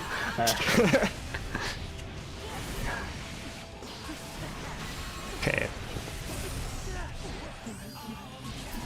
Oh, and we're using all the resources to keep that going. Oh, he is woken up. That was some strong air game. We're confirming these jump-ins into some pretty good pressure strings afterwards. I would definitely argue that Bedman is the strongest air character in game. You get the air movement to mess with people, and you get a lot of really good buttons. Oh my god, the burst bait. Okay, we just needed some time to get the ball rolling.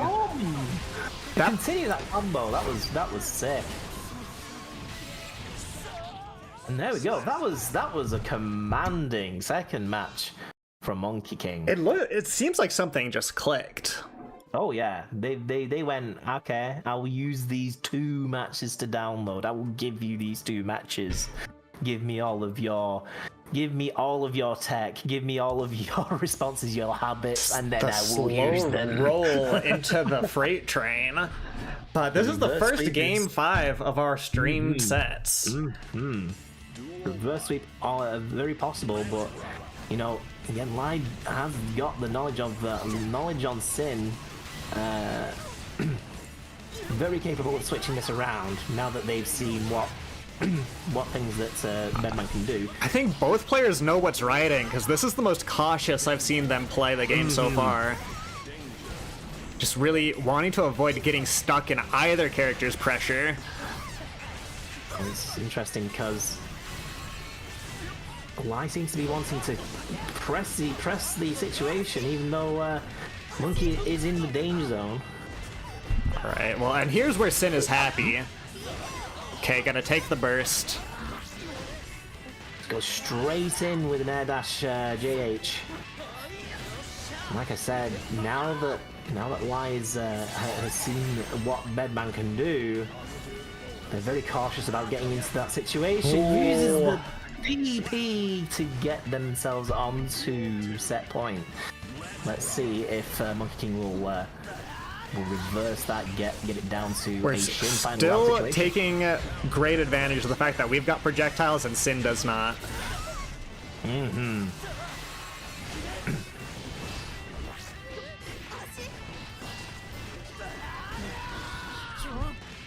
Okay, tick throw. We're resetting that pressure. Ooh, nice. Sweet spot? Not sweet spot. It will be hard knockdown though. You still scary. Oh, you didn't use the... Oh! And that'll be it. Oh my god, guys, that was such a fun set. That was a really good set. Nice. But that'll go Really 3-2 in Lai's favor. Lai will be moving on to a top 8 immediately, but these have been winner rounds, so it's not like the loser's knocked out immediately. We've still got a chance. You've still got the run. Get the loser's run. You get it clean, you get a chance. at the grand Alright. finals. And as we're waiting for the final few matches to get into top 8, I'm gonna take 5. Toby, if you need to take a break or get water or anything, I'm gonna be back at like whatever, the 25 minutes past the hour is when I'll be back, but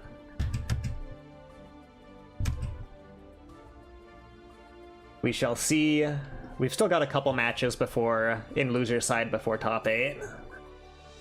Okay, good. Gives people chance to catch up. But it's been a great set so far. Been a great.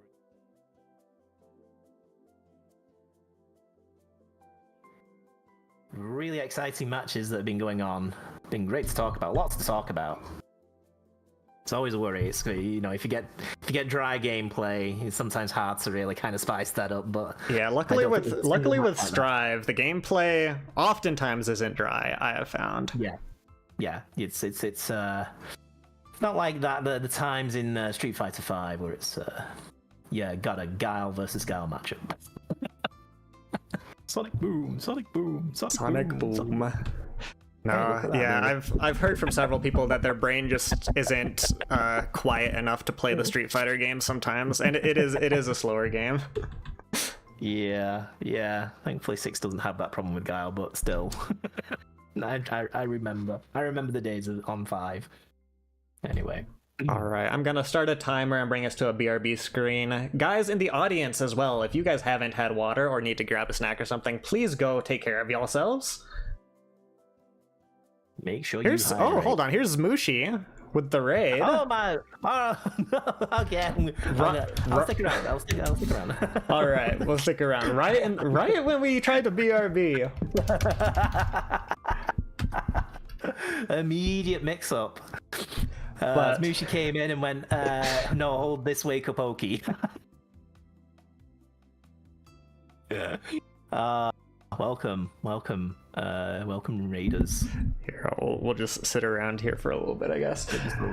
Just a little chill. How was your streams, Mushi? How did it go? I think I saw you on Grand Blue at the end. I don't know if you started on Grand Blue or if it was just the end. I was in there earlier, and I have actually convinced Zmushi to enjoy potato. Potato now I'm unfamiliar with Grand Blue. Is there a character in Grand Blue named Potato? No, that is just my my endearing nickname for Charlotta. Nice. But yeah. Just doing Grand Blue. Yeah, I was seeing the cooking using Narmaya. Zmushi is being a Narmaya main more than anything, and yeah, she was looking like she was learning a good ton. It was a shame I couldn't quite catch the rest of the matches, but everyone just calls the gremlin potatoes. Look, if the name sticks, then that's the name. The name. It's potato with a crown. I actually created an image of a blender with a crown with Charlotte's crown on it. That's also another good descriptor. Zmushi found a hatred for orbs. Ooh, which orbs, I must ask. Now I've asked this question before, but I'm curious. So I've got the Grand Blue versus Rising demo. How much of the game is that actually? So you get you can't join like lobbies. You have to be just in the open lobby area, so like the public lobby area, so the same thing as Park. You do get Gran unlocked for all time. So Gran is always going to be a character that you can get to play.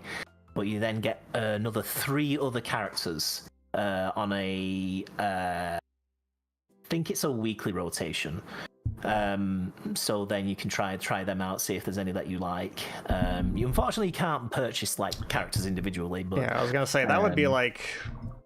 I'd think that would be the profit model, but I guess it's just find a character you like and then just buy the base game. Yes, yeah. It's basically. I would consider it more of an extended demo than it is an actual free version. And it's a good one. It's a good extended demo. It's a really good extended demo. But I wouldn't call it like something like a free version unless you had that exact model in there. Which hopefully maybe they'll switch to in a later date, but otherwise you get to play the game, you get to get a feel of the game, see if you like the neutral in there, and Gran's a great character to get used to sort of figure out if you like that or not. So I'd definitely give it a trial if you haven't already. Definitely plays different to Strive for sure. And if you weren't quite certain about Street Fighter 6, but you wanted something that was a bit more neutral oriented, then Grand Blue could be the one to go for. Maybe aside from City of Wolves that's coming out, but that's another story. I had a lot of fun with the open beta for that game. Oh yeah, I did too. I was really like it. I wasn't sure at first because it was a little bit. Oh yeah, I forgot. You don't really get to start in like combos super quick unless you do the Rev XLs. But then I'm like, oh wait, I can see the sauce. And it was like, yeah, I was enjoying it by the end. Who'd you end up picking up for that open beta? I was a Genet main. I was gonna say Perry. Yeah, who'd have thunk? So yeah, I was playing that in. I was playing her in Mark of the Wolves long before City of Wolves. Again, chat, I am old. I am positively ancient. So no, I was familiar with Jeanette for a while. So I picked her up at first, but then I started really quite enjoying Preacher as well. She had the, again, that boils down to the whole Wrecker thing. So yeah, I kind of started enjoying Preacher, and I kind of like the visual style. Her voice is a little bit grating. Some of the voice lines are a little bit grating, but I can live with that. I kind of like the character in general. Old British man. Wise. Oh, thank you. If I'm going to be old, I may as well be wise sometimes. You'd hope. All right, I am going to put a timer on. I'm going to go actually use the restroom and do what I said I was going to do. Yeah. Your voice will still be heard, hopefully, unless I mess something up. But we'll be back at the half-hour mark, and we'll see if the matches have got on to top 8. We'll do top 8. It looks like it'll be like 10 matches, 11 if we get Grand Final reset, so it'll be a minute, but should be fun. I'm very excited. That was a great set that we just watched. That was brilliant. That was an excellent close set. And really shows off what Bed can do. All right. Now, for real, I will be right back. See you later. Anyway, chat. Okay, I'm gonna get it over with. I'm going to get and do my very, very first AMA. oh, am I gonna regret this? So yeah, ask me anything. See what comes up. And I'll have a little mini break. I will grab a drink when Atticus comes back.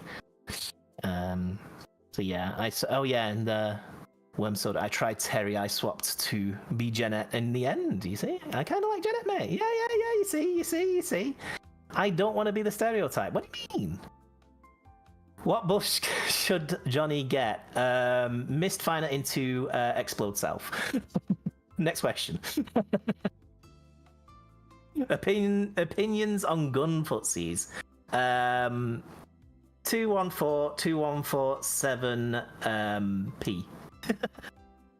That is all. You get the TK. You get the TK gun. Opinions on TK gun. TK gun is TK gun. It is the bomb. Literally.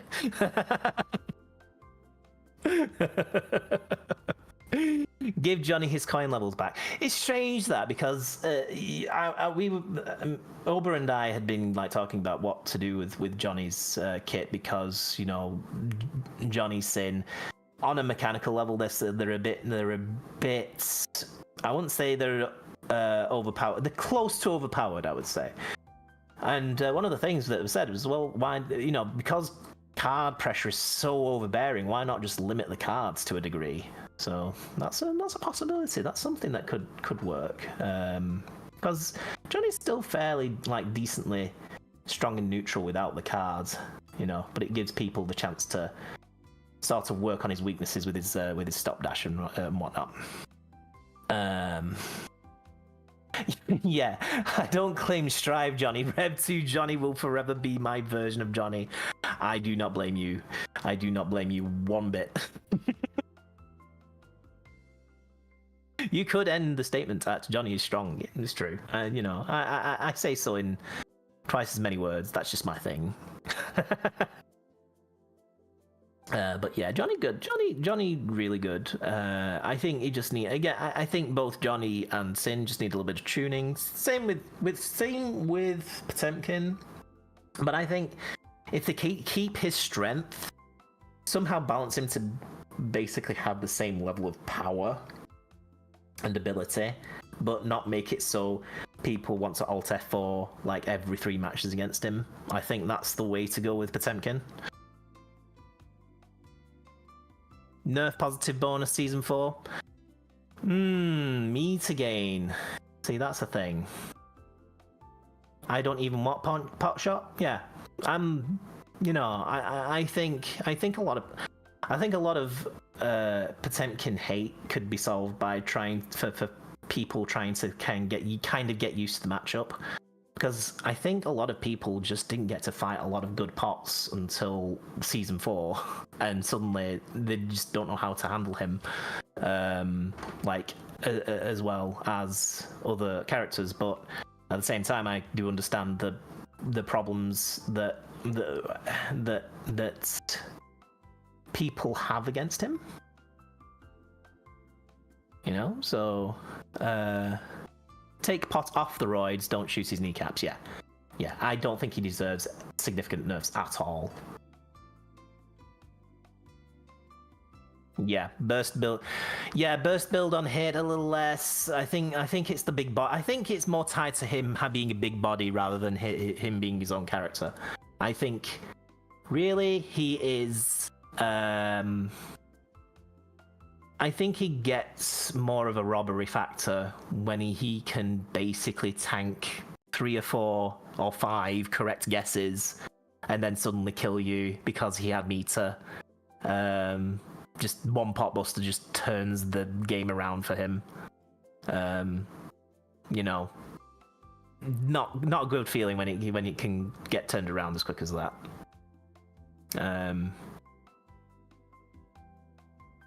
Let's see. Almost getting to fair. Yeah. I need my defensive mechanics. I hate brain dead defense that all these new FGs have. I think that's why maybe you'd certainly like City of Wolves, because that has a chunk of defensive maneuvers. You've got the just defend. You've got the advancing block there. You have the rev blow. Just a lot of things. That's just a handful of things that you can do, which is nice. All right, I have returned. Hello. As you might guess, the ask me anything turned into a conversation about Potemkin. as it is destined. As it was destined. I have spread the word that Potemkin may not need. I think he does get a bad rep. I don't think he needs. I just need a little tuning. That's it. Just a little tuning. Little. A few pillows on his fist. Still will hit hard, but maybe not as painful. Maybe give people another half turn. Yeah. All right, I'm gonna get this bracket started for top 8. So. This is exciting to me. This is the final stretch of the tournament. We've got a lot of strong players here on this side, obviously. Mm-hmm. We're gonna start with everyone loves her. Baiken. We got Sanzumomo and Big Fauna Fan. Sanzu being really strong, very. Oh, hello. Oh, that's me messing up. Hold on. Now, again, wait. Don't do anything. Hold. Hold. Hold. When he dies. I don't have y'all on the scoreboard yet. Yeah, so Sanzu looking particularly strong with Baiken. A lot of tech that you see in the higher celestial like the higher celestial bracket for sure.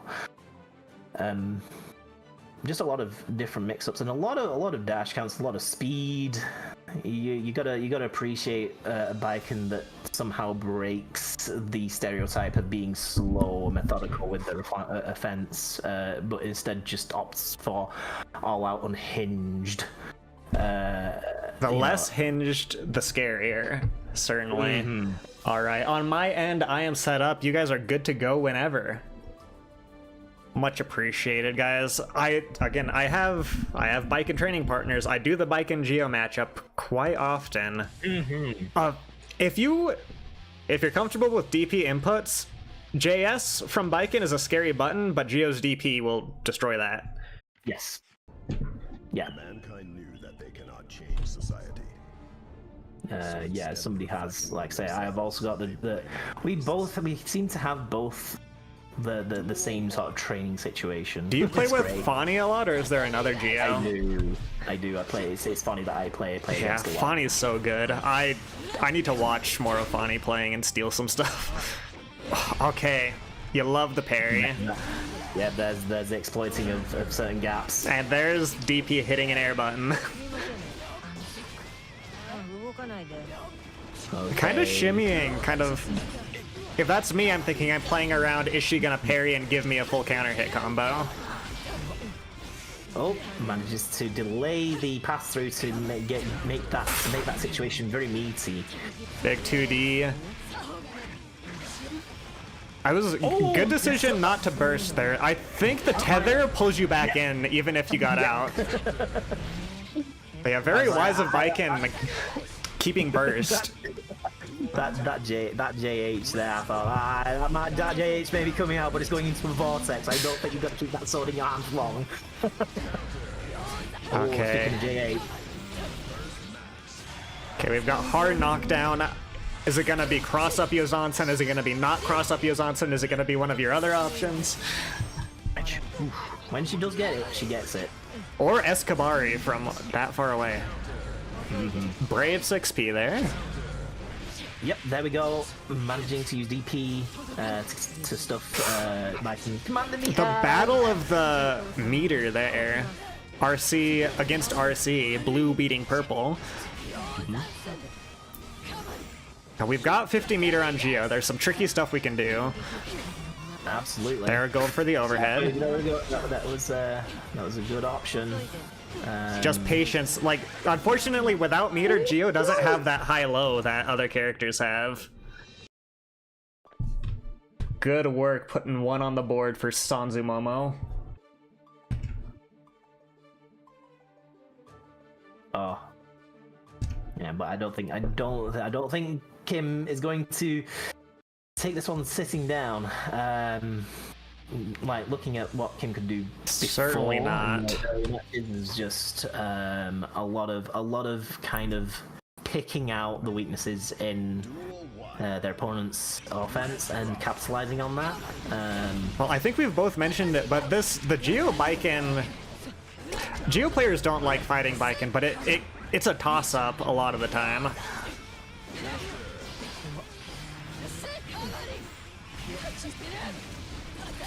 This air combo! It almost happened again. Watch how much that JD just slices off so much more health than your usual combo. I try so hard to try and get that in, and yet Sanzu just manages to get that situation so easily. It's really impressive. All right. Okay. I like Geo playing neutral against Baiken. curious to see. All right, we're stuck in tether. We're stuck in tether. We're gonna have to guess correctly.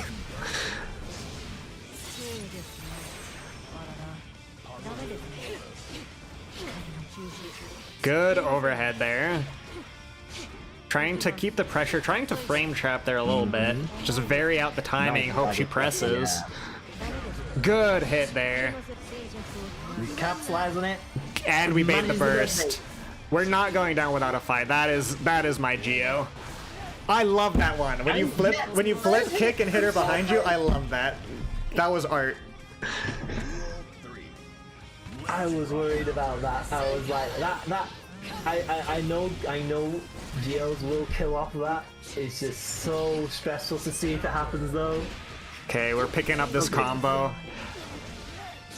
R/Slash, really good at catching people running away from you as Geo. Oh, we grabbed the follow-up? Okay. We've done our homework a little bit, it looks like. Knows how to grab, deal with Soap Wednesday.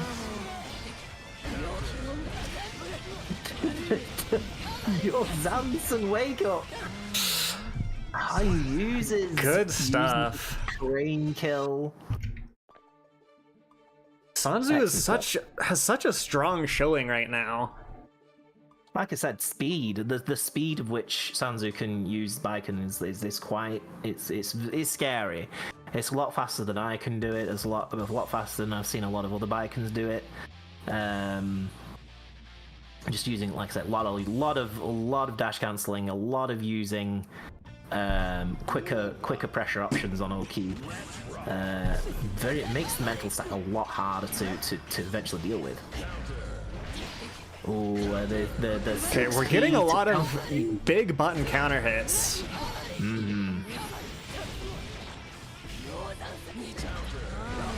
All right, we're not taking that. We're bursting out of that. Agreed. Okay, I need to mention Sanzu Momo has teched so many of these grabs. I think not to put moves in Geo's head, but doing a little bit of FD breaking just to bait out a tech. I would love to see that. I also love all of these RC cancels for the overheads. And it's looking like Sanzu's looking to Sanzu's kind of catching when anti-air 2D. Here we go, big damage. There we go. Okay. Anti-air button. Oh, looking good. All right. Your streamer may have geo bias. Apologies, Overlord. That's why my co-commentators got Baiken bias to even it out. That will kill. That will kill. Wisely keeping burst for. Well, I'd say that. Keeping most of the burst for the situation. Ooh, the neutral skip of doom. That is an option to Escabari. Now, it's not. If Baiken hits you with, I think, your jab, you can't do that, but man, does it feel good to get counter hit 5H when you're tethered. Okay. Another 2D. Now, Sanzu has the advantage of having 2 more games after this, at least. True. Well, I say at most. They might not need it. This looks like it's gonna be a big hitter. This carries. We've got 100 meter. We're gonna use some of it to get away. Oh no! He gets caught. Sanzu, you are on a mission. Now, I love Geo, and that was good watching. Yeah, that was what I would say was the close 3-0. That was the close 3-0 there. I saw like a definite momentum switch on that third match. Could have gone either way there. Definitely, Kim was finding situations where they could pressure Sanzu's Baiken very and then starts to get very commanding, getting those big combos off. Now, very important. What I'm happy about, because we're still on winner's side, that means Kim can come back and bring Geo back and turn those close rounds into close rounds that she wins. Yes. Okay. We have... Next match should be Kensei and Lai. Let me see if I got you guys on the right sides. Lai player 2, Kensei player 1. The dad versus boy. Dad versus son. Hey, we've seen this before, huh? We have. All right, and whenever you guys are ready, everything is set up on my end. Let's make this a good one. I'm excited.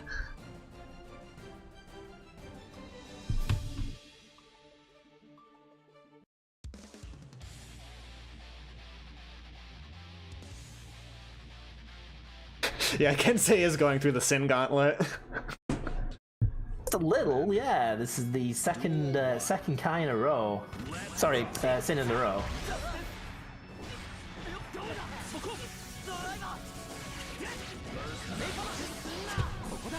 Yeah, I'm just seeing how Kensei manages to use maximum efficiency in their attacks. Again, we saw from Kensei. Kensei's really good at the spacing. And even good at the spacing against the Sin matchup particularly. Alright. Backdash manages to win the round there.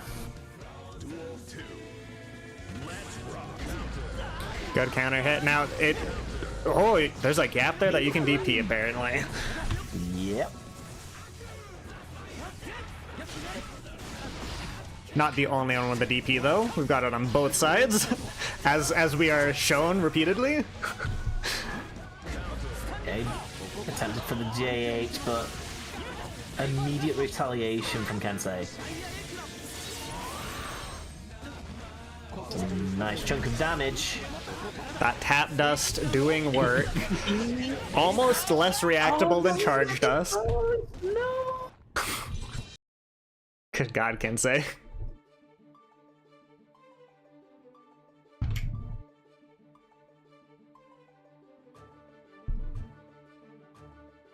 All right, 1 point on the board for Kai Kisk.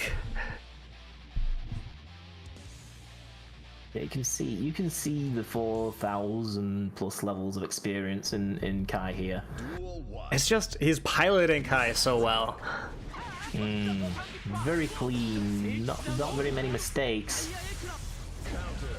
That's not to say Lai hasn't been getting the damage in. I feel like for this set, we've yet to see Lai get that dreaded pressure sequence that every Sin player wants to get.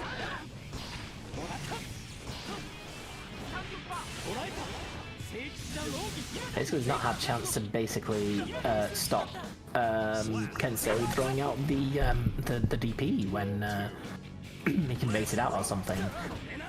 He's just not had as many opportunities to do that. Now we are catching the backdash. Okay. Trying to put Kensei a little bit on the back foot. I think you're right. If we can get a DP baited out, something like that. Waited for the backdash. Very wise. Didn't quite push. No, I will say I don't think either of these characters are going to. I say characters. Either of these players are going to go the entire set without adapting in some way or another. Is what happened with Lai against Bedman. It was just you know, it was Lai, it was all Lai and then Bedman, and then Lai just readjusted. So we know that Lai can adjust that situation. All right, and just poking it out. But I can see more like adaptability there. I can see that there was more care from Kensei, just trying to figure out where Lai is trying to force an advantage. Yeah, you can see the brain going from maybe like the Fisher Price Tinker Toys to the Legos. Maybe Technic here. Duel 1. Let's rock. Okay. Not gonna take that. We're gonna burst for that. Understandable. Nice counter hit. It does this? Here's that sequence. Oh lord, that health bar. This should finish. Maybe not. Oh, we were maybe patient not. there, just didn't time it right. I'm not sure if the last hit would have wall broken there actually. All right, we take it. Not about. Duel 2. Let's rock. Big hit. Oh! Patience play. Manages to get a wall break there. Okay, now can we keep the pressure up? No burst on Kensei's side. Big hit, big sweet spot. Major, trying to bait out a DP probably there. Oh, okay, Lai's looking to use a bit of that burst. Trying to But just where have they got close to? out the game.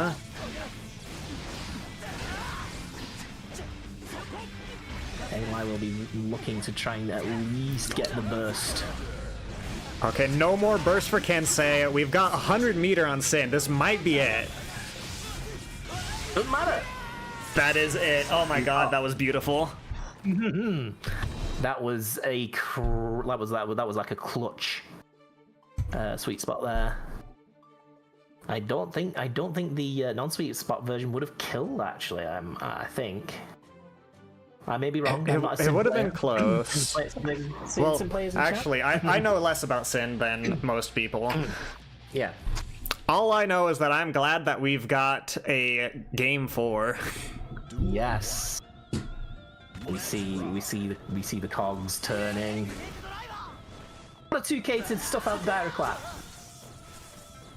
Oh, sorry, one wasn't 2K, that was 2S. I saw his foot sticking out. Like, I instantly thought 2K. Okay, stuck in the corner in this pressure for a little bit. Oh, waited for that whiff punish and just couldn't get it out.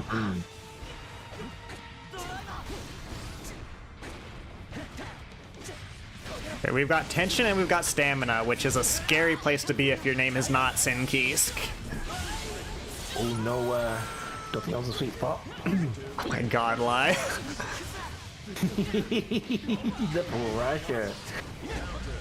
Oh, the DP saves. A little breathing room.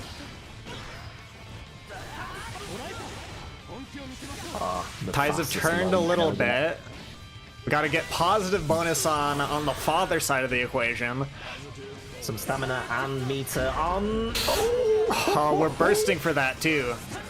Potentially Ooh, scary big for risk. next round. Wait, oh no, versus behavior from both, so whatever happens, not a huge advantage. Still. Oh, good stuff. Response. Duel 2. Let's rock. Now, you can tell that Lai... Again, we're in winner's side, so it's not the end of the world, but Lai really wants to hang on to this winner's side. And you can see that Lai's just thinking about what buttons pressing each to which situation.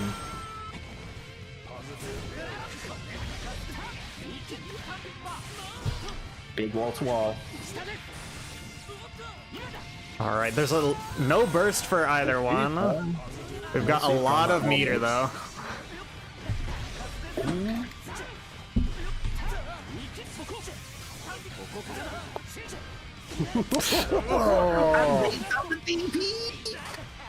I think they were wanting the trying to get the burst bait there, but they didn't quite get the burst. This comes down to it for Lai. It does. Lai does have the burst. What will they do? Will they use it for offense? Try and open up? That was a weird steal. It was, but it doesn't matter because Kensei steals the ball back.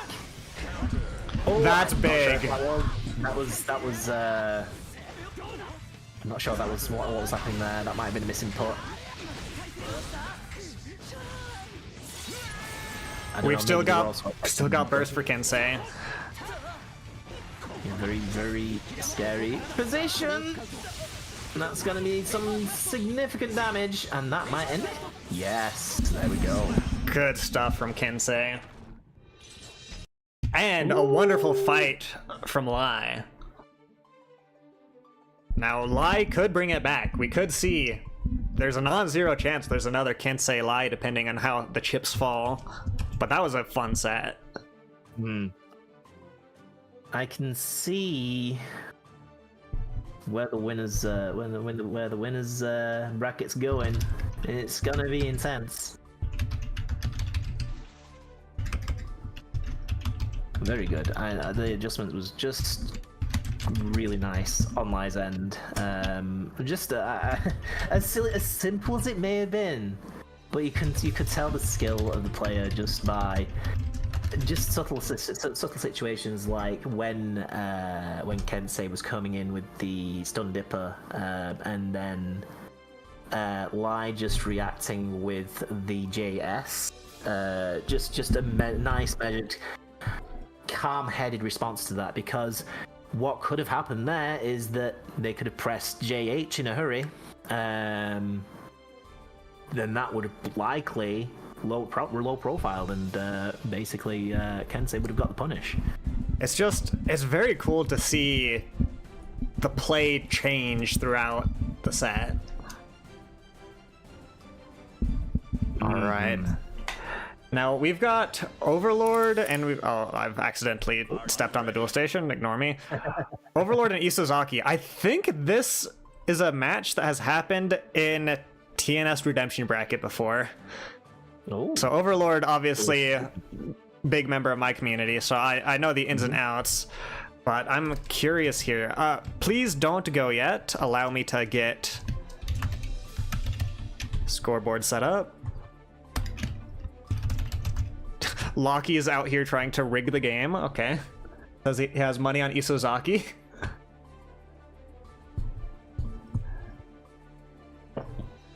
All right. We are ready to go when you guys are.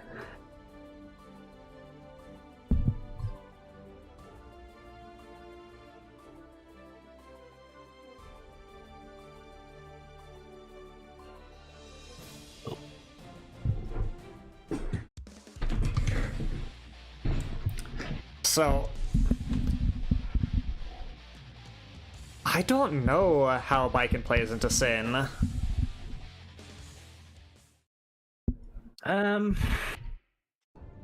She's got she's got tactics to kind of overcome what he can do, but ultimately, I think Kai just kind of has some good normals to play against Baiken quite a bit. I will say, Like that one. Like that one. yeah. Okay, JS is a good button. He will quite easily get. I mean, Oh, that. we were ready for that. 1, 2, and we're going for the super. Should we break from here? Yeah, easy.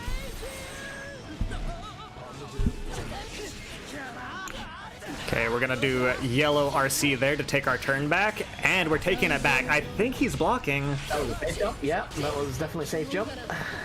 Matt makes it safe though. Neutral play.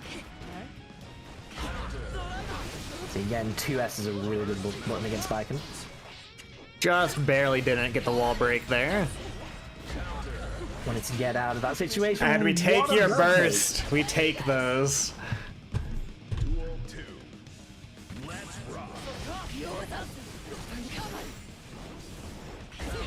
Now, mate. Dancing around each other, yeah. Isozaki really having good reads on the cross-up off the follow-up H-Kabari. We're going for it. We had to try it. Just went for the 6H. Woo.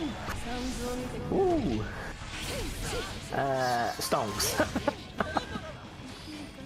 No wall break. Who needs it when you get damage like that? Jeez. Okay, now we've got counter hits. You can't really...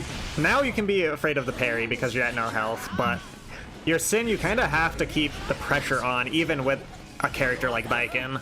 Yes. He's also got he does also have buttons, multi-hitting buttons that can activate Baiken's guard crush parry. So if Overlord is patient, can certainly look for. Oh, Did that connect? Yep. All right, 1 on the board for Overlord.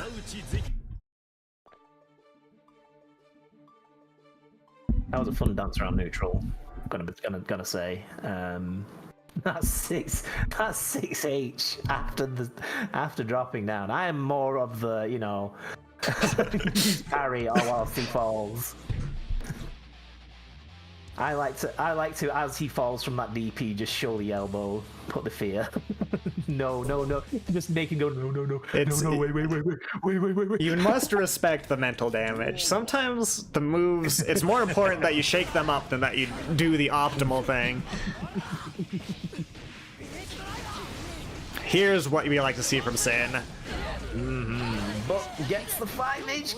Okay, not falling for the parry. Pretty wise, very patient. Ooh, almost got the 6H off that 5k confirmed. Oh, blocks the YRC, sees the animation just beforehand. Very good awareness from Overlord. Okay, doing DP on the tatami to take back our turn.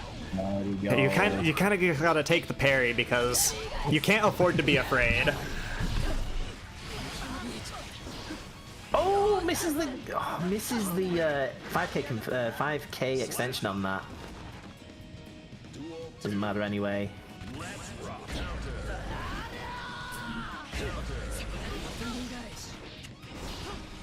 Oh, okay, we're back in neutral here.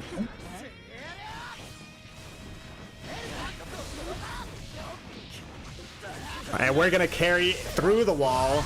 Oh man! Big counter. You wanted to safe jump? No, my reversal. Going for a little cheeky dust in there. Are we pressing buttons? No, we're not, and we get the grab in response.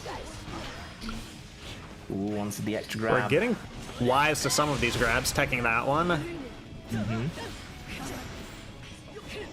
Respect on the pressure.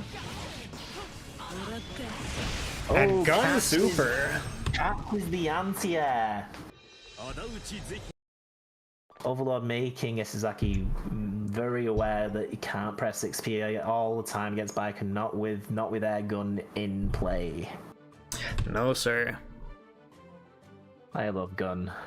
Sometimes I'll try agree. to 6P gun because I think it's funny, but then it will be air gun, and you cannot do that. I agree. I also love gun. Here, have some. Have some guns. I will put some guns in chat. There we go. Yeah, let's go. We love guns.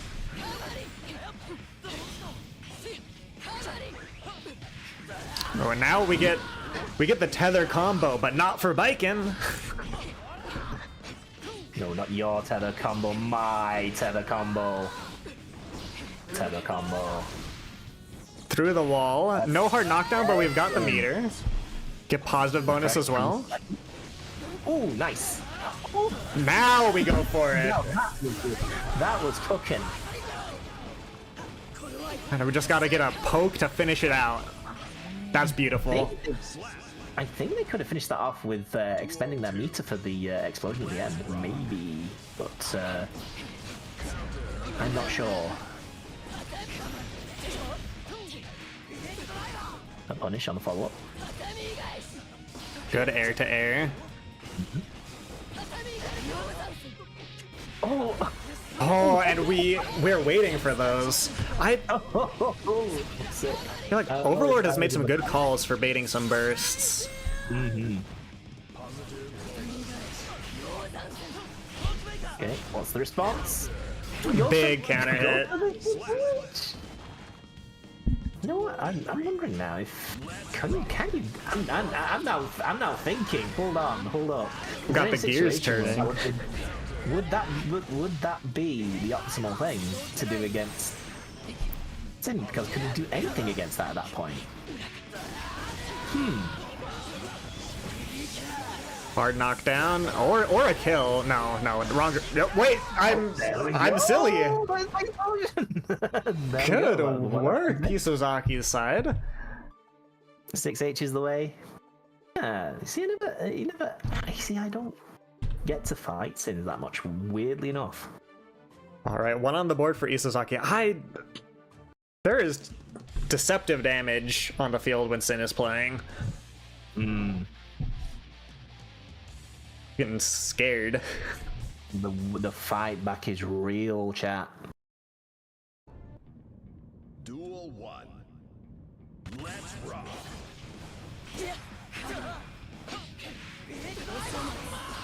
All right, Burston. We don't want to be in a tether combo on the tether character.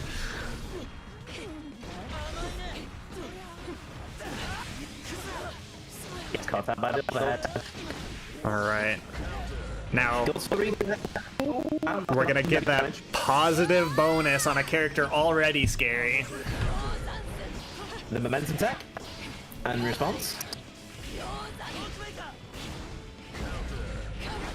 What does Overlord get from this? That looked pretty promising to me. I'm gonna rewrite my tech now. Taking notes. Okay, you force Sin players to start learning, and they do the craziest thing, man. They start learning. Yeah, the dangerous thing on a Sin player, the brain. Because then they get to cook even better. Oh, and also, Overlord exploiting a gap there, getting the parry.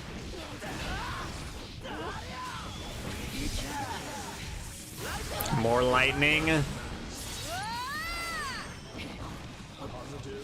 Right, the response. He looked like oops. Oh, gets the trade. Into the parry. Oh, that was. There was some chutzpah in that move. Okay, early burst, stopping any. Oh no! They may have wanted to save the burst for that situation. Oh, what a patient 2K there. Okay. This is like we've got so much meter. Snatch. We've got so much meter. Oh my gosh, Sin. Yep. What are they feeding you? They're looking for the finish, and they got it.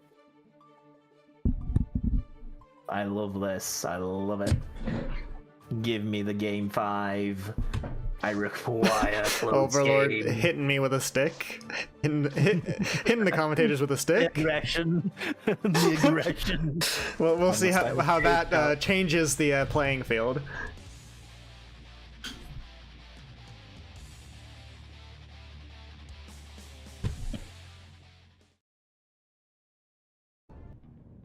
Duel 1.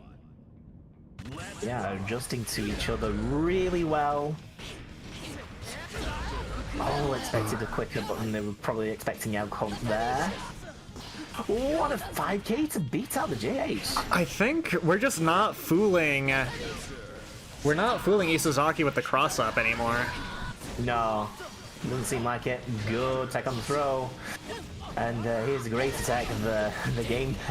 Oh, I know. Actually, it's me that is. I am actually out of the. I'm actually out of the spectator zone. I will have to keep an eye on the stream. Oh no. So hopefully we'll get that. Well, we can't get it sorted. This is game 5. Okay. Wait. He's connecting me back. I'm getting the fast forward. I'm actually getting fast forward. I've never seen this happen. It's the funniest thing. Good guard cancel there. Again, cross up Johansson. We're gonna block that and punish it. Big counter hits. Sweet spot. Sweet spot. Let's go. It's a very dangerous situation. For Overlord. Oh, a desperation burst. No, wait. Gotta keep calm,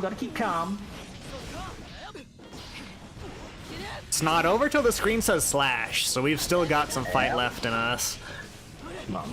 Good big hit is all we need. Oh, there we go. There's some. That's a start. But it's just so much to deal with. The momentum tech managing to win out that last hit. Oh, Big congratulations to Isozaki there, actually bringing it to the 5th game and then taking it. That was intense. Now, all is not sad, because Overlord was actually my other TO, who hasn't been doing TO stuff because he's been playing. So, now I get to make him work. Hey! Oh, is that why we got the SmackDown? Like, Mayhaps. Do not put me into overtime. don't keep me in after work. All right, and now we've got Rose and Monkey King. Rose and Monkey King gonna be the Bedman returning. I keep pressing X. I press X to look at the player menu, and then it joins me onto the thing. I'm just jumping off and jumping that back on again, just because it refreshes the situation. Yeah, it refreshes the situation. All right, looks like Rose is going to be taking player one side.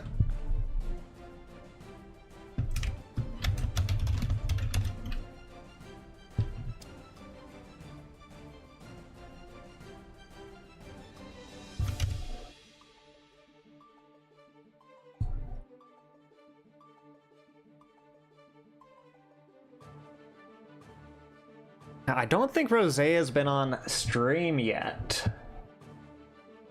I don't think so too. I don't recognize the avatar nor the name, so I think this is the first time we've seen Rose. All right, I'm excited. Well done for getting this far. Yeah, from this point on, we've got pretty much all beasts.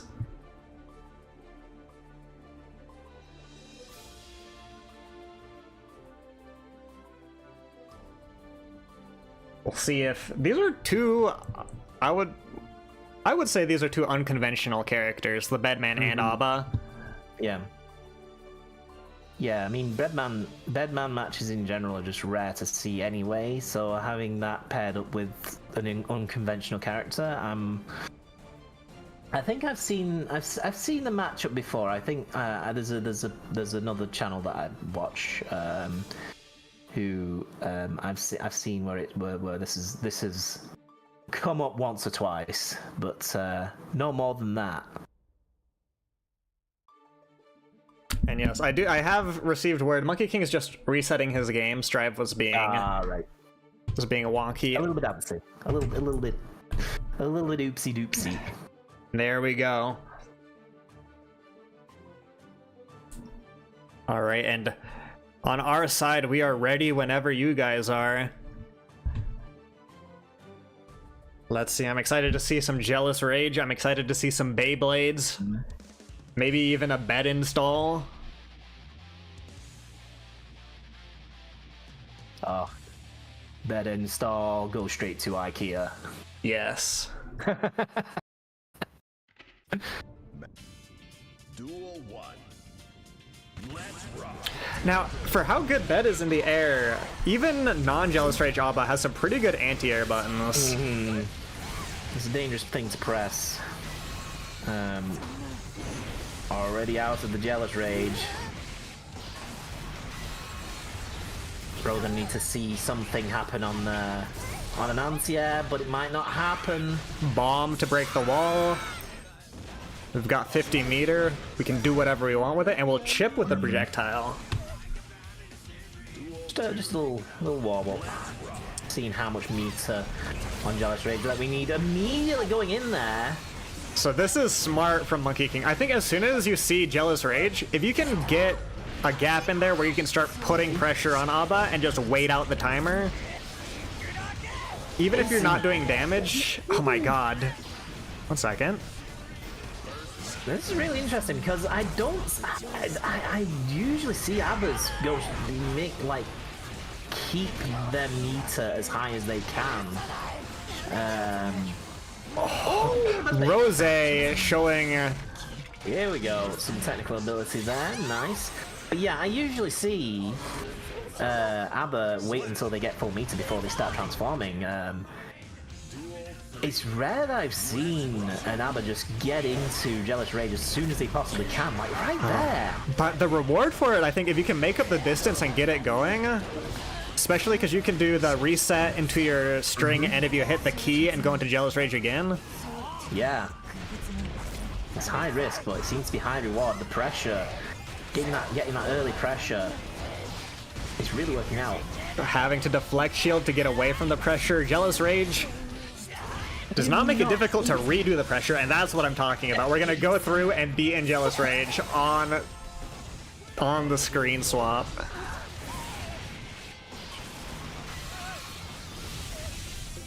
All right, this is big for Bedman. He manages. Oh!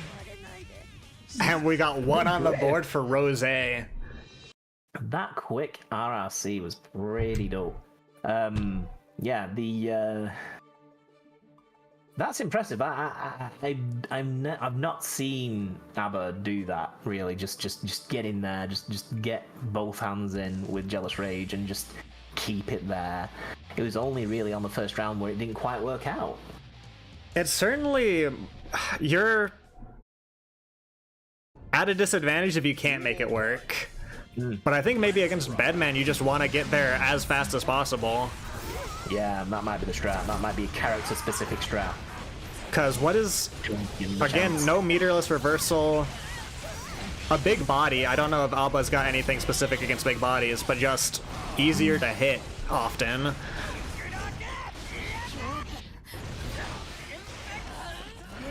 Oh, this is the confirm after that. But they did save their Jealous Rage. Alright, now it's Bedman's turn. That's so important against. That's so important for other players. Is if you can, you just don't let that Jealous Rage meter run down to empty, because it's just so much more difficult to get things. Alright, eating Donzai. Big Donzai. No confirm after that, aside from one hit. Alright, trying to defend. Okay, we've got a burst. We've got 100 meter as Bedman. We've got 100 meter as Bed. It's never a whiff! Hold on, it's never a whiff. I will get him with the dust. Okay, never before have I seen a better use of 100 meter.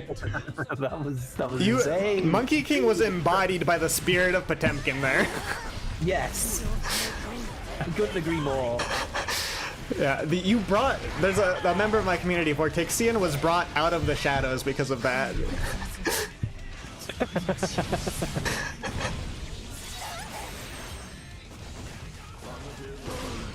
Big damage from Rose. Alright, and yeah, if you can wait out that Jealous Rage with whatever block string you can, that's kind of the game plan. Here we go. Manages to delay everything up. Hold the bomb, get hit by the lows. This is not where Rose wants to be in. And that will do. We've got a point on the board for Monkey King. Ooh. Gotta appreciate the tactics like going on here.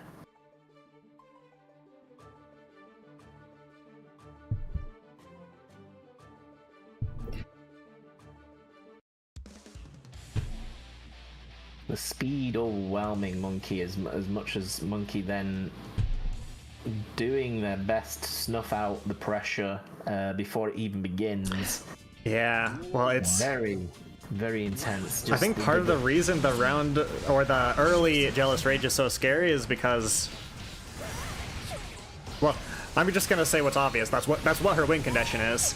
Yes. Good stuff from Bedman. These are scary block strings. There may be gaps, but are you really brave enough to try and figure out if this is one of them?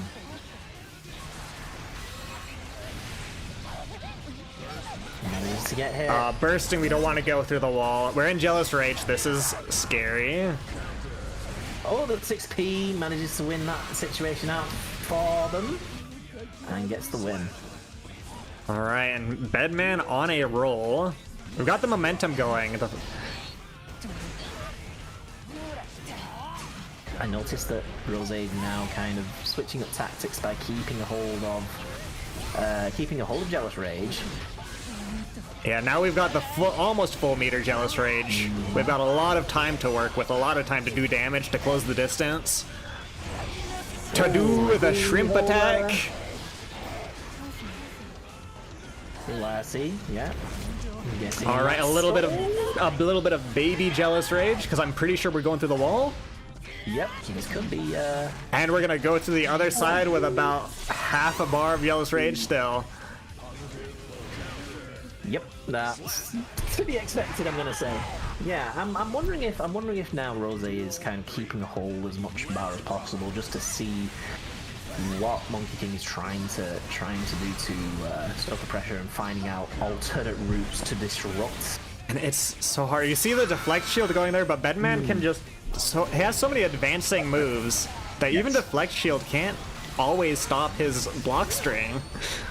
Yeah, he shares the sort of the same sort of that same advantage with Baiken, because Baiken has a similar situation with tether and and the super comes out.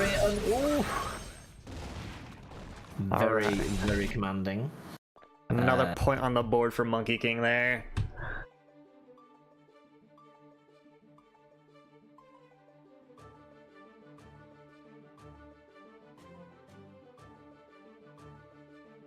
Now, I would love it, and I think it's possible, but we could go into Game 5. Rose picks up this next one.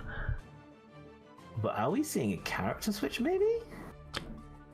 No, oh, not quite. Just taking a breather. Maybe music switch. Maybe that's what it is. Yeah, the music tech. Yeah. Like if the vibes are wrong, just change them up.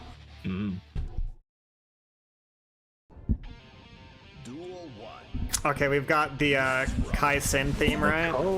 The color change. That's where the change is at. Oh no, maybe I'm wrong. Okay, we've got Bedman coming up strong. We waited out Jealous Rage with a combo. That's kind of the golden situation. This is gonna be pretty nice for Bedman. Big jump out. Using that to escape the bomb.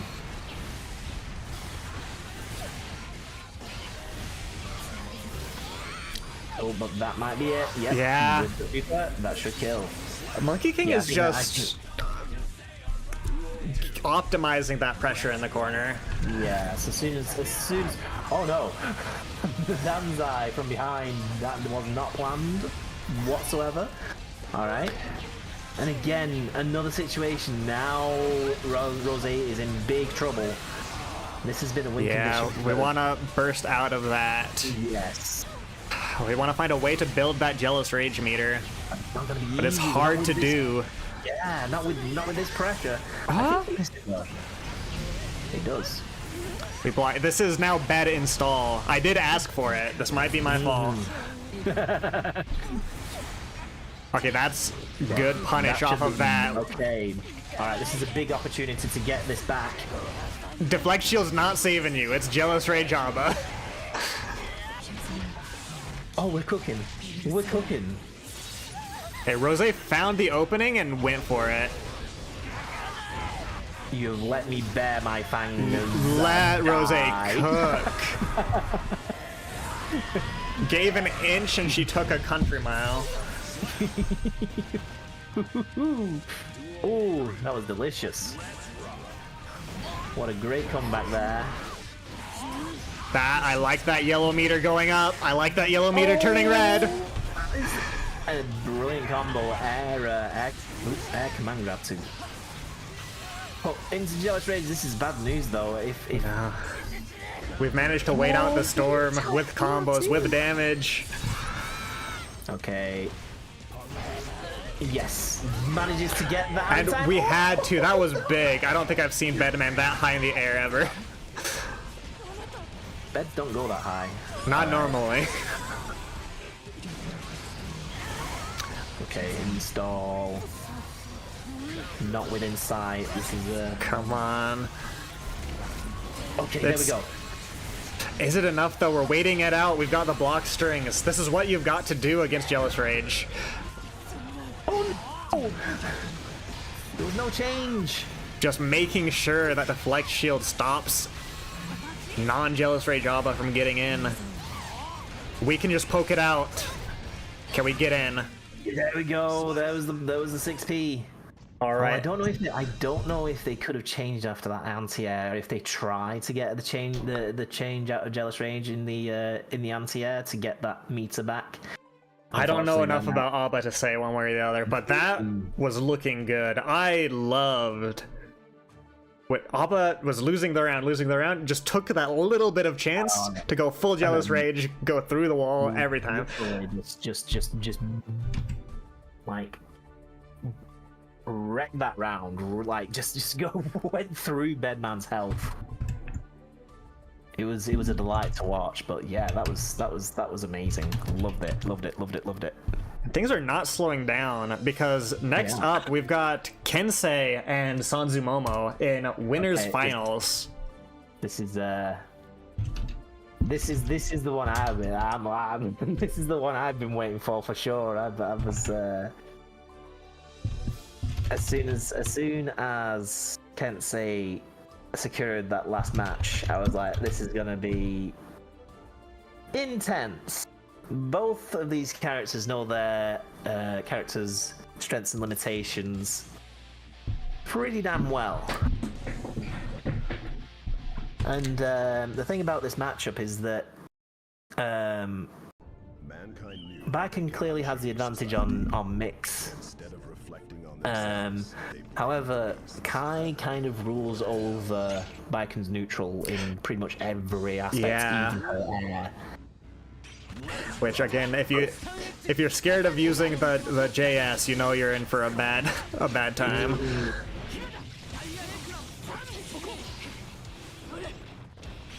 Speaking of, there we go. All right, we got hard knockdown. In shock state. Okay, punishes the. Oh. Used to do me to there, but eventually Kensei wins out on that particular exchange. Ooh, okay. Yeah, we just need to find a way to get in properly, I would say, because fast slash counter hits aren't going to do it as well as Kai's. I'm gonna say. Oh, what a GH. Big air to air, and now we've got the ball rolling. There's a million things you can do from here. Yep, this is where now Baiken rules the roost. And it's going, and we're still going. Alright, Kai back in a good situation, reset back to neutral. Oh, maybe expecting a grab tech there? Yeah, definitely expecting the grab. Very wise. We could be seeing something very tricksy coming from Sanzu any moment. Seems like something that could happen. Oh, the tap dust hitting. Too long, yeah. Alright, I'm certainly not going to call it at this point. I think Sanzu has been cooking on Baiken this entire bracket. We've got 1 point up for Kensei. Like I said, more opportunities for neutral means that Kai will get overall more damage. It's just a very difficult situation to kind of get out of. It definitely needs more ability to just get in. Try and maybe use Roman Cancel just to force a situation where Kai's up in Baiken's face. But then again, that could be just as dangerous because Kai just has that insane throw game. Okay, we started off strong, forced the burst out. We like having that resource when your opponent does not. Ooh, going for... I mean, I did say that Baiken does rule the roost on mixed, however, Kai has... That doesn't mean Kai has none. In fact, I'd argue that Kai's might be just slightly harder to see. It might be. Obviously making the best use of our combo there from Kinsei. Big counter hit Yozansen. Oh no! That sequence pushing. Oh, but we get that down. Oh no! It's okay, it's okay.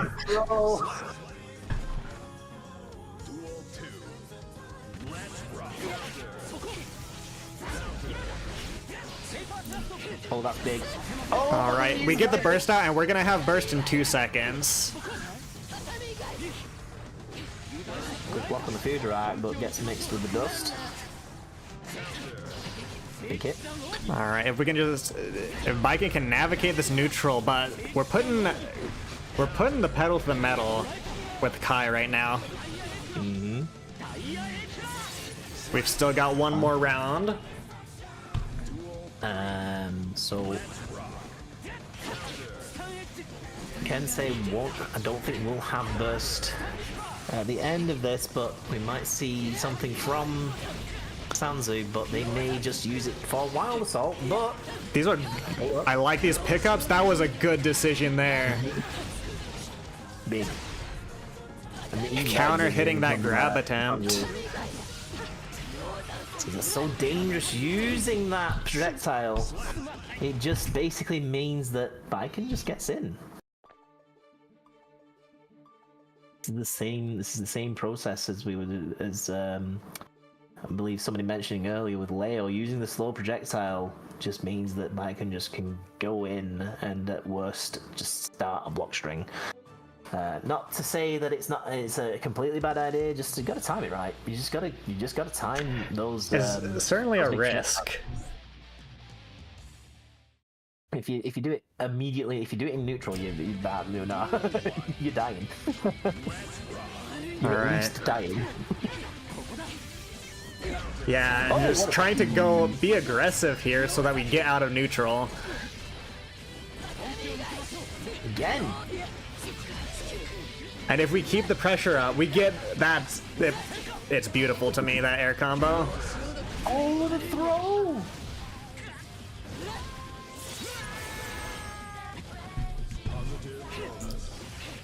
Good air to air there. Just trying to use our long buttons. Do we have something that kills? We do.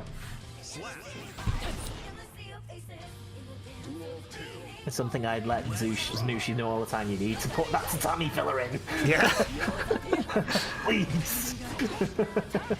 Okay, we've got big buttons and we've got stun dipper. A whiff there is good for a Kai. Bam. Alright. Bring on the mix. The DP will win out there. Oh, using 2H to get in and using PRC to extend it. Pretty clever.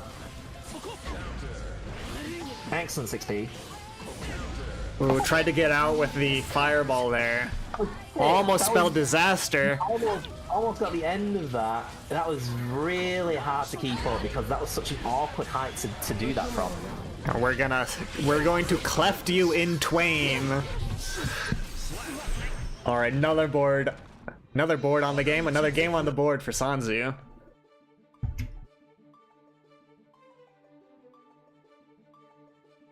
Very scary, but just seeing that JD wall bounce combo, even if it didn't get completed, that was exceptionally well done considering the position that it was at. That was really good. Especially just the fact that Sanzu could pick that up even a little bit. Alright, now we're trying to take advantage of Kai's neutral here, I think. Big buttons. Yozansen committing crimes. See, everybody calls me an absolute, crazy man for even attempting that, but it works! You see? I have proof. There's proof right here. Vindication! Of course, we are going through the wall here.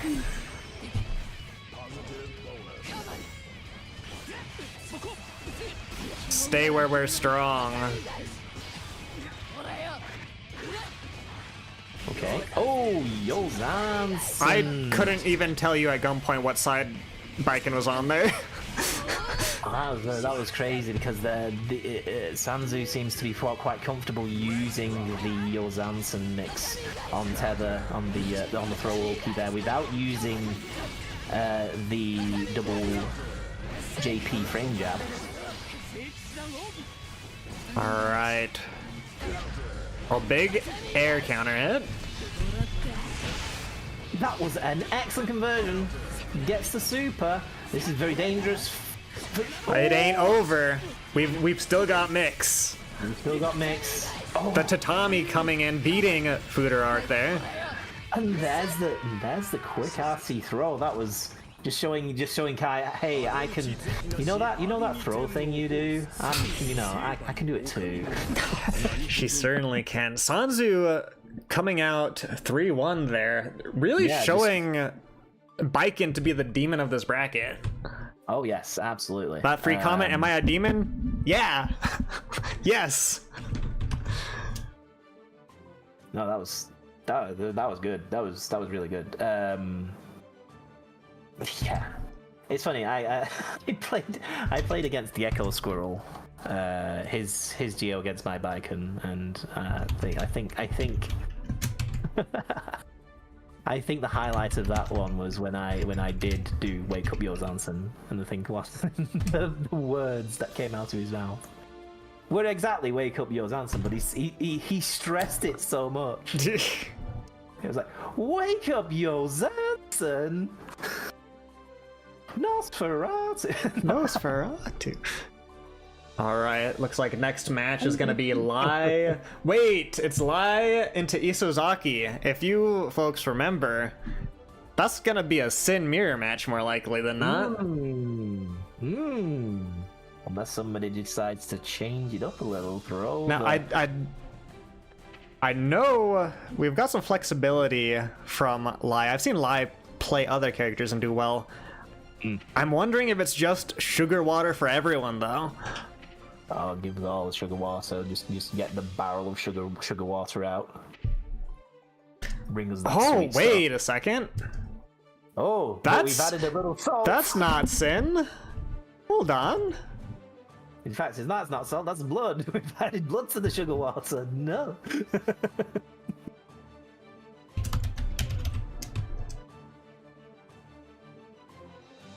So, does look like we're counterplaying their own main.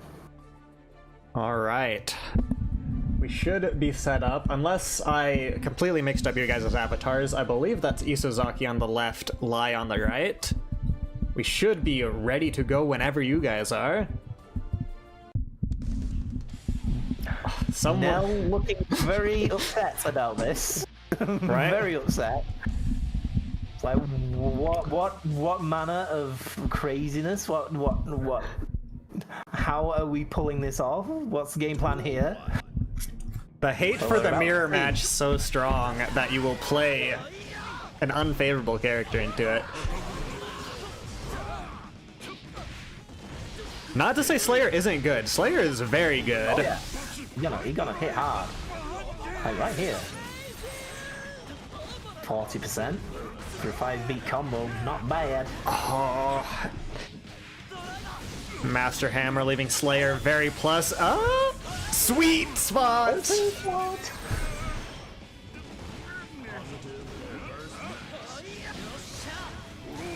This is where Slayer has a bit of a problem, just the defensive play. That was about to be death.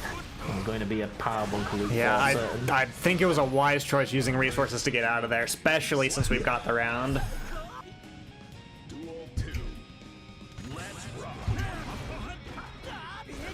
Oh, oops, hold on. Scoreboard shenanigans. Ooh. Big counter hit, CS doing war crimes as usual for Sin.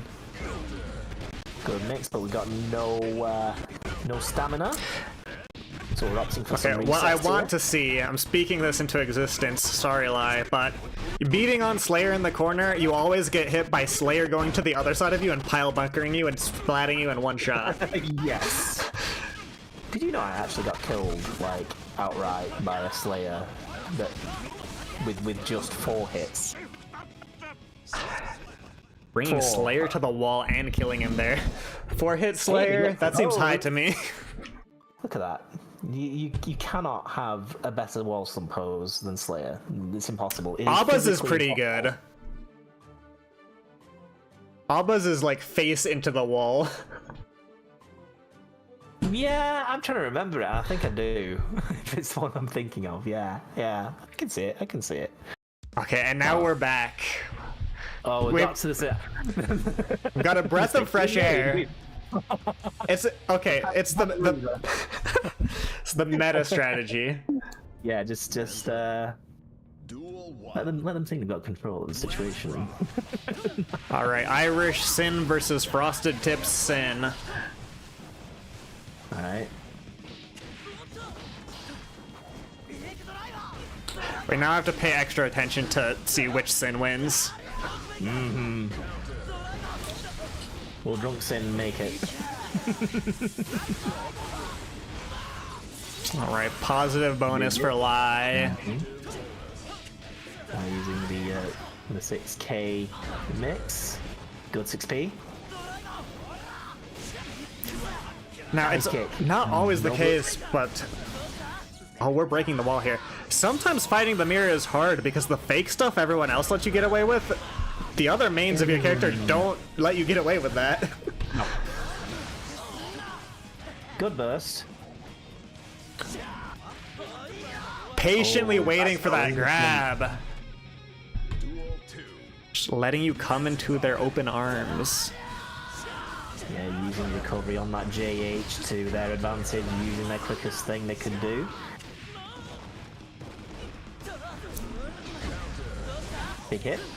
Oh, well, we're dropping that. We're taking back our turn.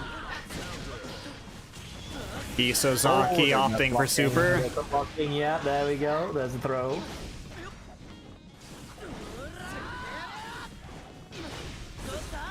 And neutral being played. Okay. Patience from Lai.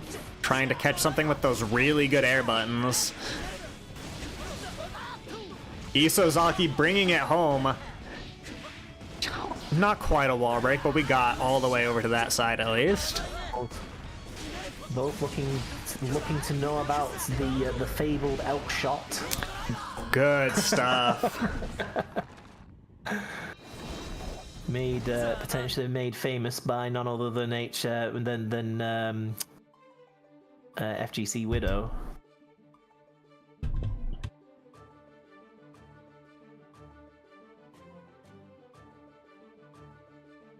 All right.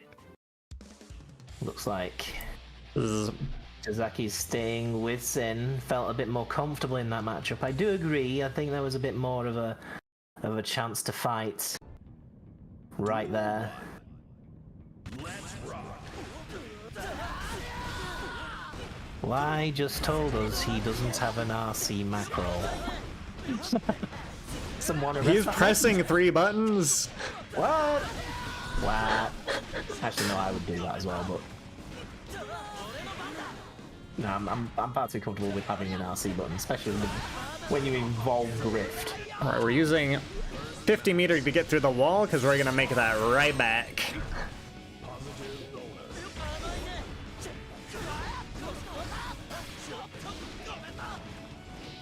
Bring it to the throw in. Ooh, Good stuff. We're almost even on health for this round. Deflect shield pushing us back. Oh, good use of purple RC. We don't want to get punished for our moves. That should be death.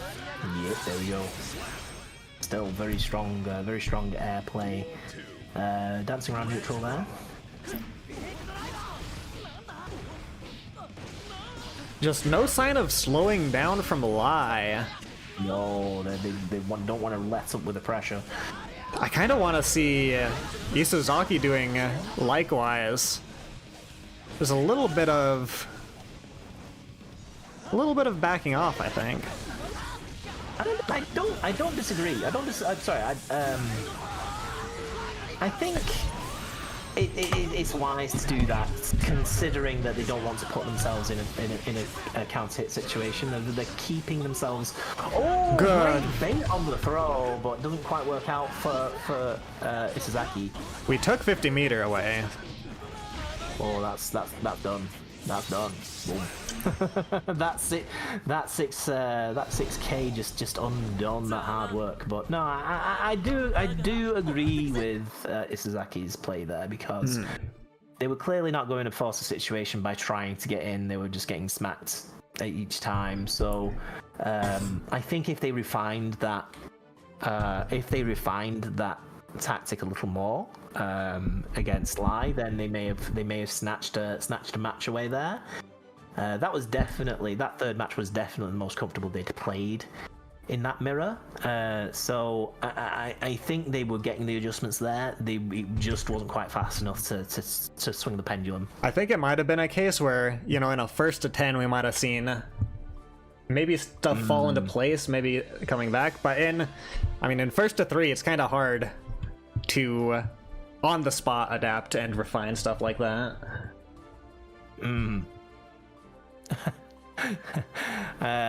I picked Slayer because I hate the mirror. Now I can understand that. Yeah, not a lot of people really enjoy the mirror that much. All right with mine, weirdly enough. I'm just weird like that. It would make sessions with Mushi very awkward if I hated the mirror. Oh yeah.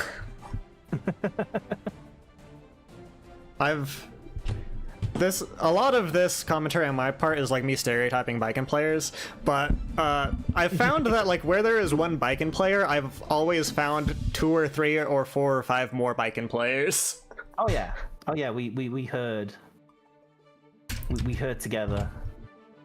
We're like a pack of Baiken. Baiken together strong. We just eventually form into one pork chop. Just so much bacon slices pressed together. I just make sure I've got the names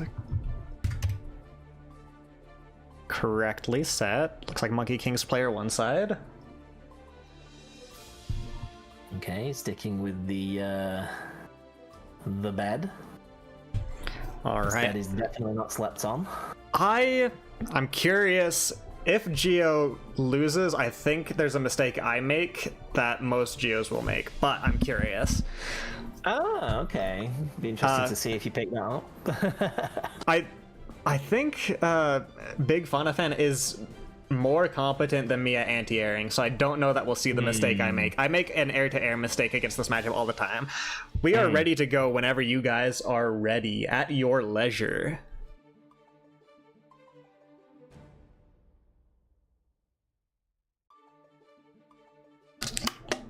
Oh, we might have a little change here, who knows?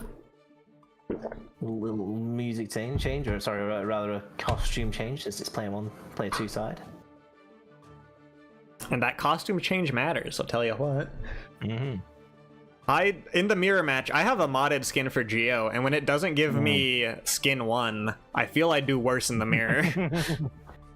Yeah, that's the problem with, again, that's the problem with Mushi having a preference on Colour 7 for Baiken, because that's what I've been using for the longest time.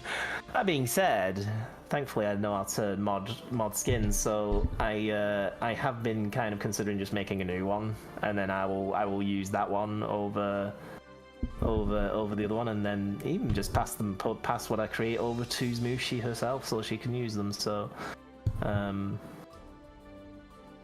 that's the plan anyway. Because the funny thing is that Mushi plays Yuzahira in Under Night, and the if you noticed on my stream, my my biker mod is heavily influenced by user hero, even though I don't play her.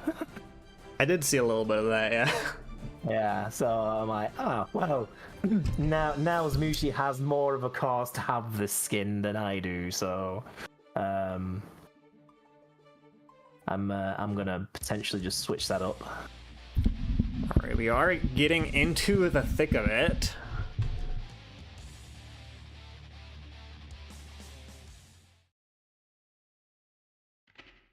Mankind Ryu. Duel 1.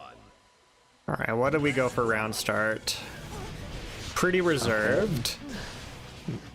Just checking what buttons are pressing. Being pressed, rather. Pardon my English. Alright. Okay, we'll trade there. Blocks, yeah. And yeah, you are Geo. When the strike stops working, you start throwing.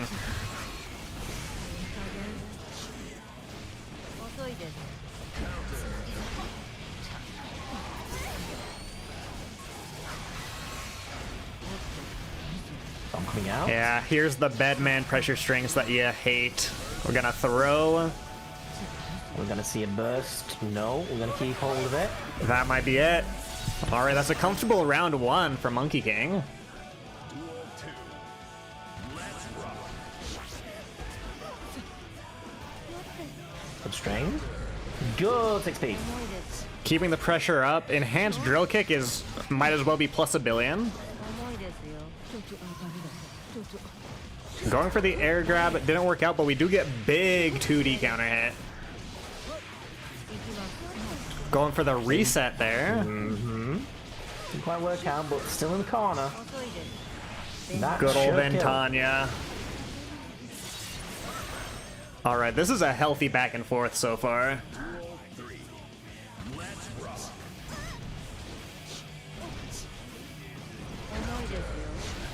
Ooh, good real Oh. kick. And a burst bait. Not in a million years would I have made that choice, but it was the correct one. Oh, maybe trying to bait out some buttons. A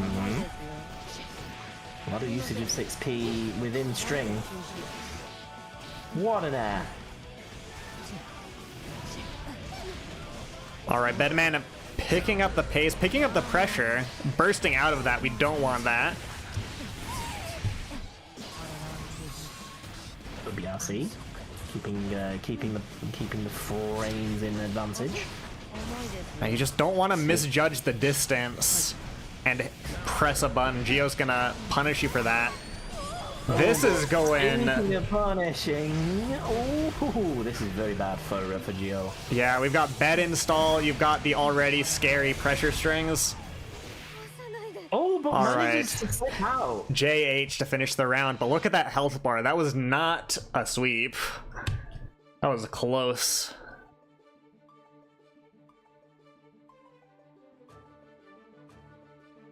That was a very hard fought match. Both players knowing what the other may get up to, so they did. I think I saw evidence of both players kind of enacting game plans against the other. Like say Gio with the 6p, but then kind of then Monkey anticipating movement from Kim. So they both know how to play against each other. Now it's up to them to see if they can mix that up if one kind of gets wise to the other.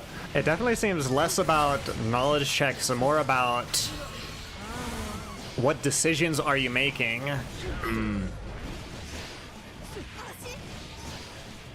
See, right now I'm noticing a lot more 2D action from Kim. And it's such a big move. If you hit it at like half range or further, you're pretty much safe. So it's just a nice button. Here's Bedman with corner pressure, yellow canceling out, the cross up. That is a very minus move there, unfortunately. Bedman's gonna take advantage of that. Take it to the next round.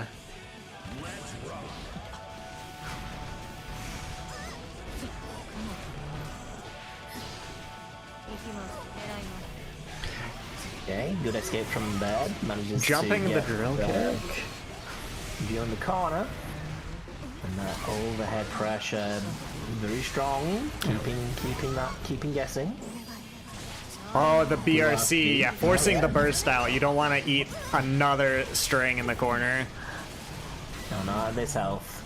Very dangerous for Kim right now.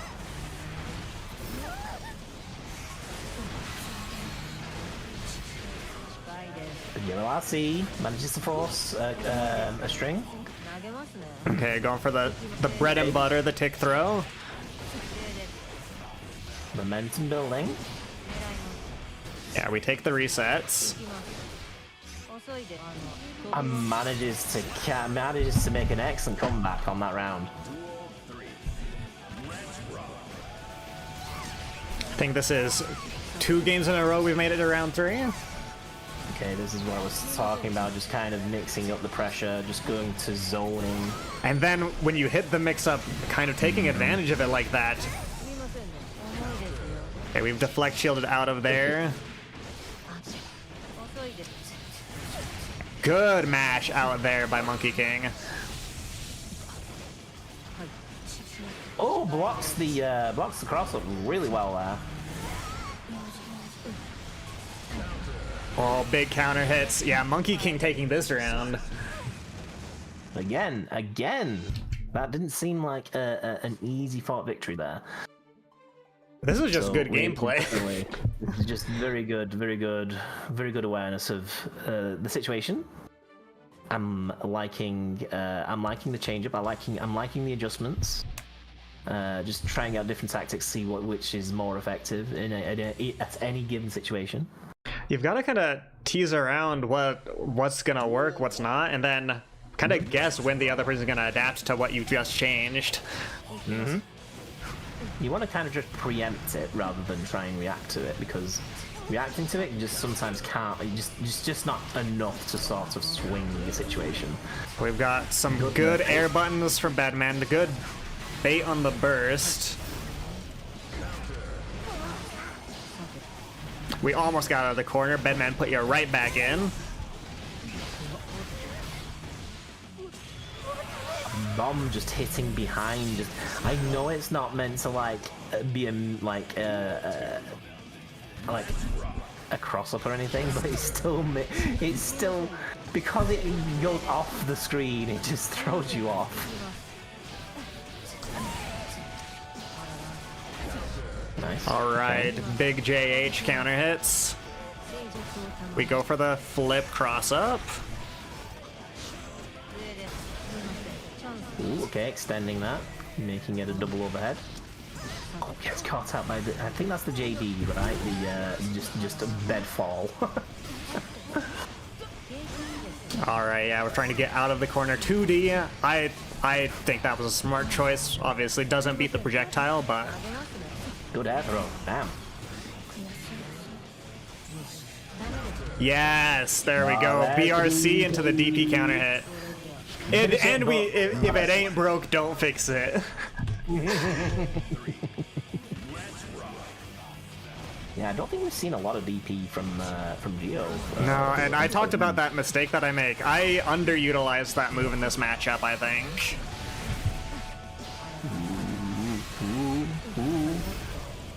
We're holding the blocks. We're jumping the bomb. What cost?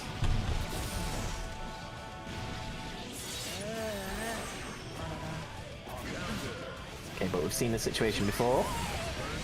We have meter. There's burst on the table, though. It has to be used. A checkmate situation there. Good on Monkey King taking another game.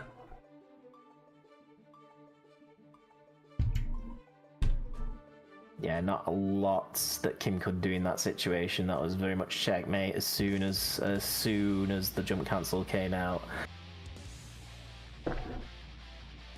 I think even a jab would have took that if they delayed it even further. So. And to address someone in chat, if it doesn't have invuln, you don't think you should call it DP? I call 623 DP. I call Leo's DP flash kick if I can help it. Yeah, they did the fake DP. Hot take, I don't think we should call Asuka's ice card a DP because it is neither an input. Well, it's just not a DP mission. Wild throws a DP? Sure, why not? Anyways, you get a DP and you get a DP. Then Tanya coming out in response to the bomb. If it do damage and it's a DP motion, brother, it's a DP. I mean, I agree. I agree that it's not actually DP. It's the most non-DP DP that you could ever DP. But yeah, it's the weirdest anti-air that you could have, which that is kind of what a DP kind of originally used to be for. But it's weird. It's weird. I'll take arguments from either side. I'm just trying to be obstinate right now. We've got big, high-hitting bedman hits. Now, if Monkey pulls out this round, that is set point. It is, and it's looking good for Monkey right now.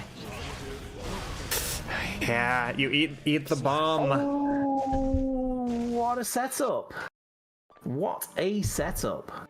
Good stuff from Monkey King. We'll be moving on.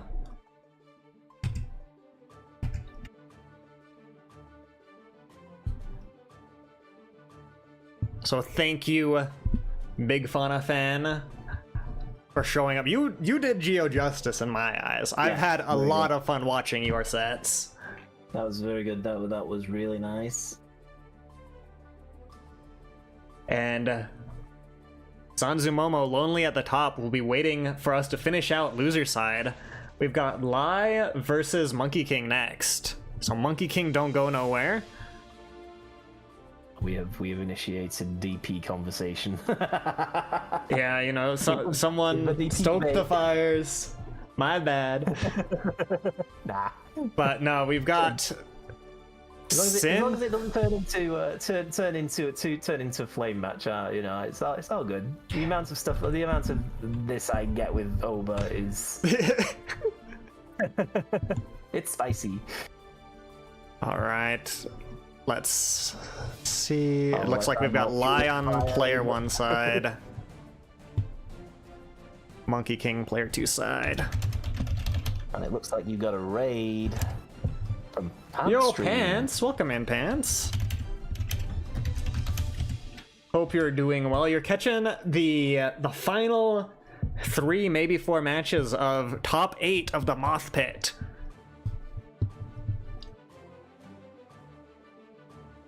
All right, I believe I've spelled things correctly. We should be ready to go whenever you guys are ready. It's very hype. You guys have joined just in time to see Lai, a killer Sin player, fight Monkey King, veritable Tempur-Pedic of this bracket.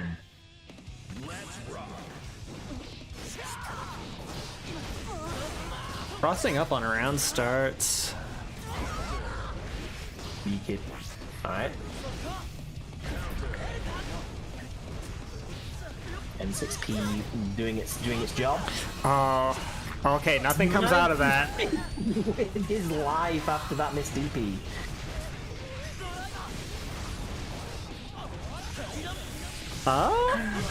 So Yeah! I've been like leaning into the screen to watch those. Of course, you still can't disrespect bed pressure. Once you get in that string, it is still a nightmare. Oh man, we're blocking the yellow.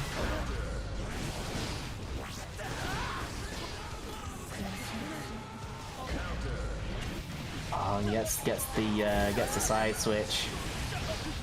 Okay, bomb to restart the pressure. And we're just gonna poke it out. Why is Move keeping burst for this round? Yeah, that was not a great situation to be in. Bursting probably would have made it. Oh, nice! And DB. now we're playing Sin's game. All right, back to Bedman's turn. We're strapping you to this bed. take your sugar water.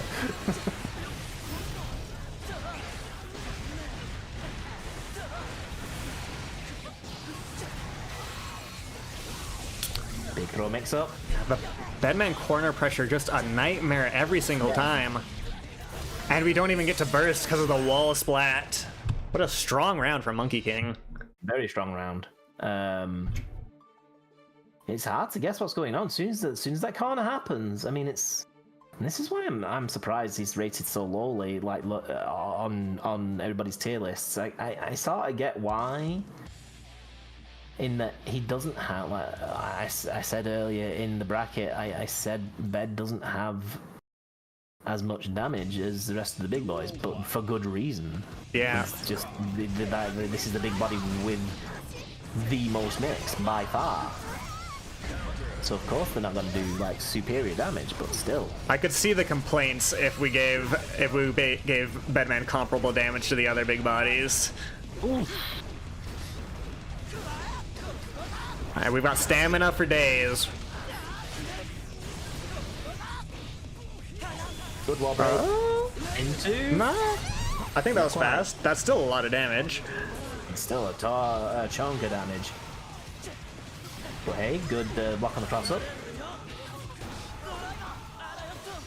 Ooh, okay. Oh, trying for some high-hitting move there. Uh-oh. Have I got the I am in the checking opponent's connection mix. Yeah. Oh no. Oh no. Okay. Hold on. I've got this. Just imagine a Beyblade spinning at a kindergartner, and then the explosion at the end there. Okay. Next round.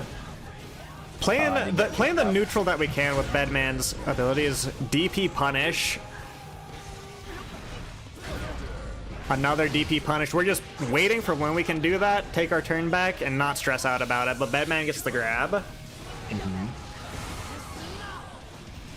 I'm not too far behind, so that's good. Yeah, getting a little bit of poke anytime we can. But this, yeah, we're bursting that. We don't want Sin with all that stamina to take you through, get positive bonus, and then do it all over again.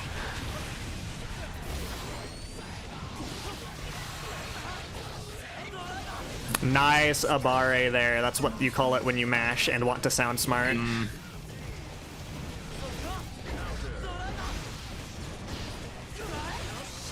Okay, we get the overhead into the RC. I think this goes through the wall. No, we're still growing. We're still growing, and then we counter hit.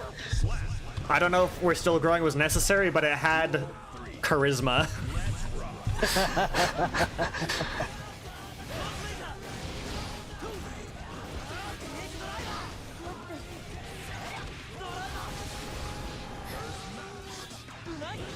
Yeah, doing the it's still growing right before the wall swap to get potentially the buff from it. Eventually they will buff it. One can hope. Not in its current state, because man, that'd be a cherry on top. That'd be no, sorry, that. Yeah, okay. Bedman has Bedman's multi-hitting high move is. It destroys my mental because I block high, and then I crouch before it's over. Yeah. It seems to go on forever, is the problem. It really, Bedman feels like a test of courage in the corner. You've got a couple options. You could mash sometimes. When the bomb comes out, you can dash forward, but you have to be brave enough to make a choice. And it's just so hard to do. Like, you'd think that 6H would be a good button to press on, but you only, I mean, like, say with Bison, you would want to maybe try and parry it, but that is a bad idea because it can be held. Right? But it looks like we have one on the board for Lai, resident member of the Moth community. Get back onto. Yeah, hold on. Don't start yet. Did you get in? I got it. Perfect. Oh, but I do have the invisible character syndrome, so I might not be able to. Yeah, connection has been lost. Oh no. I have the invisible man syndrome, unfortunately. Alright, Elk Hunt not quite cutting it there. Now we've got Sin in the corner. The good mash on Bedman's part. Monkey King getting out of the corner, putting you back into that situation. Beyblade, you gotta cancel that, and we do it. I've noticed Lai is very keen on just getting that DP and just starting your turn over, just not stressing about it.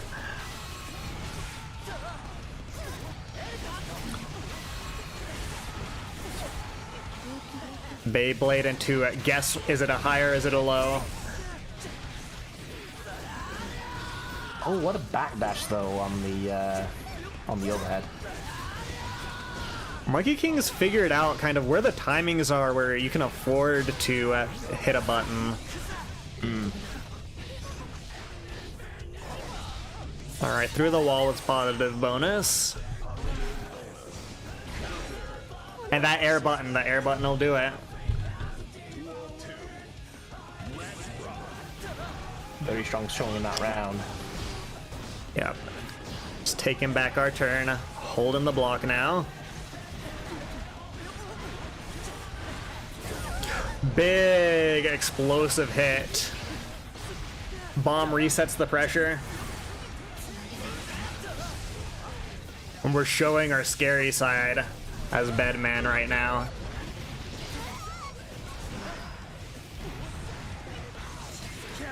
YRC trying to get out of that block pressure. A whiffed grab and to getting counter hit. Bed install is on the board. I am going to be honest, I didn't see Sin in that at all. There was smoke and fire and death. He was in a paint by numbers painting. Pretty much. For a 4-year-old. Paint by numbers, but you spilled the paint all over it. Wait, how old is Sin again? Is he 4 or 5? I forget. I think he's 5 nowadays. The chat will have to correct me. And for those who are not Guilty Gear players, yes, we are saying that the age of Sin Kisuke is toddler age. He is 5 years old, I see. And if you're wondering how that works, well... Welcome to Guilty Gear. You want to understand that, you first gotta Google Magic Y2K. Okay, ride the lightning coming out. Okay, we're gonna RC that into another combo. That burst was, you did that or you died. Yes, I agree. BP coming out at the end there. Oh, and yep, that is gonna take it. That was a very close. All match. Right, if you guys wait a second, we might could get Toby back on spectator. I might have to. Or it might be reset, unfortunately. I see. It's up to you how you want to do it. If you want to do it after this set. We'll restart the room after this set. Yeah. We'll just let. It'll be less confusing than if we tried to restart in the middle of a set. Exactly. Oh. Okay. We've got Chip coming out from Monkey King now. Now this is a character that can go toe to toe with Sin in terms of speed. Oh, absolutely. Especially if you have the mix involved. I think Monkey King is figuring out that there's some... I mean, he knows where the punish windows are for certain strings and just needs a faster character to make better use of them. And it seems to be like the switch is working. Yeah, overwhelming with this pressure, the consecutive attacks. Bam, the otter comes out with the dust. Otter mix. Now, if you're confident you can get out of the Sin pressure, you might feel very comfortable. That said, Chip only needs to get hit 2 or 3 times. That might be ambitious too, maybe once or twice. Given the amount of damage that Sin can output, especially with Tyrant Rave, yeah, you could be feasible to 2-touch Chip in that situation. Ooh, tries for the throw. Lai holding the block string. Knowing Chip's got fast buttons. Okay. Also knowing you really only need to win one more time to win this round.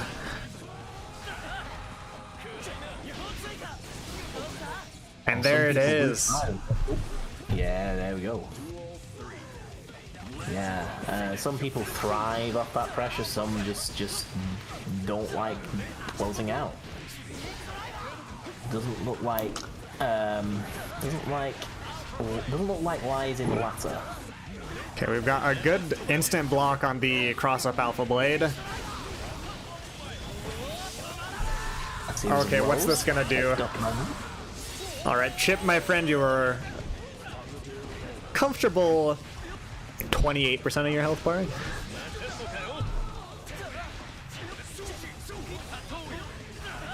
Lia's doing a great job defending. Obviously, you can't block grabs. But in terms of blocking the mix, Lia has been incredibly successful. Oh yeah, trying to force an error, and there it is. Ooh. And we're bursting there. Okay, that's enough for Chip to take a game. Monkey King bringing it 2-2, bringing us to game 5. Okay, it does seem like Monkey King's change of character has definitely been the good call. I think that it's just the things that were working when he was playing Bedman just work better as Chip. Yeah.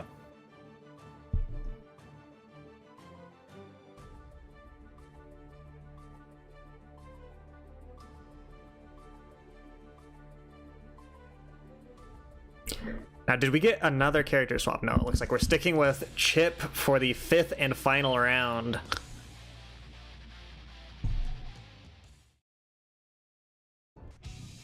Duel 1.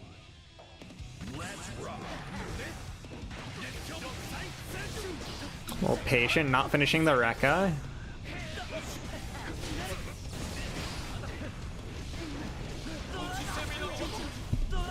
Oh, good DP there. Pressure. Double CS pressure. Alright, we've got a counter hit in the air. Okay. Trying to keep that Chip pressure up. Again, the health bar's really low for Lai, but Chip has not a lot of defense.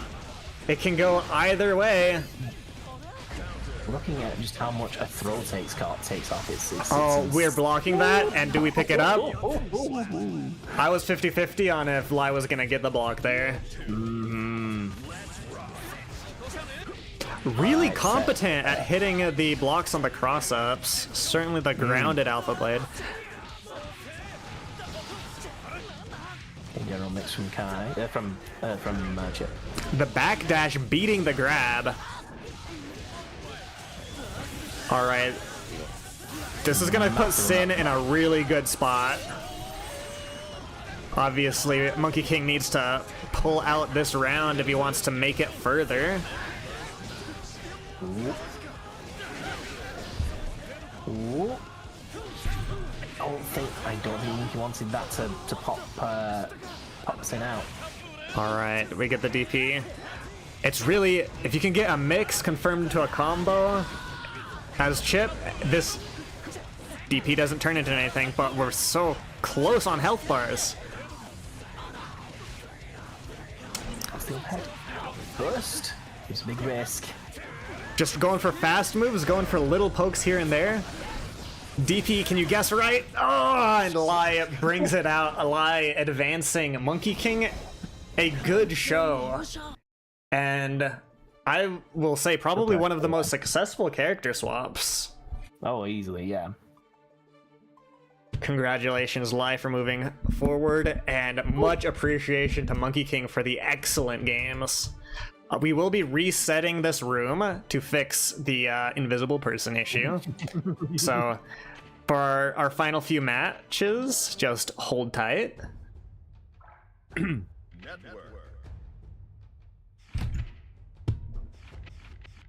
Oh, I'd like to be brought forward in time. Okay. It looks like we've got Lai and Kinsei, and then we'll head to Grands with Sanzu Momo versus the winner of this next bracket, or this next set. Alright. Alright, room should be created now.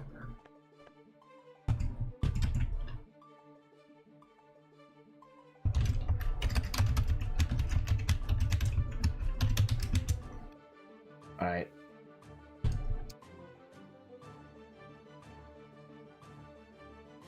No more invisible people, good. I like it when I can see everybody in the room. We like all of our participants to be corporeal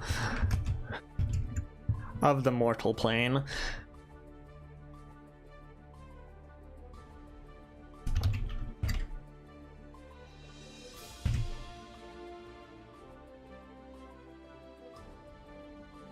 Kensei taking player 2 side.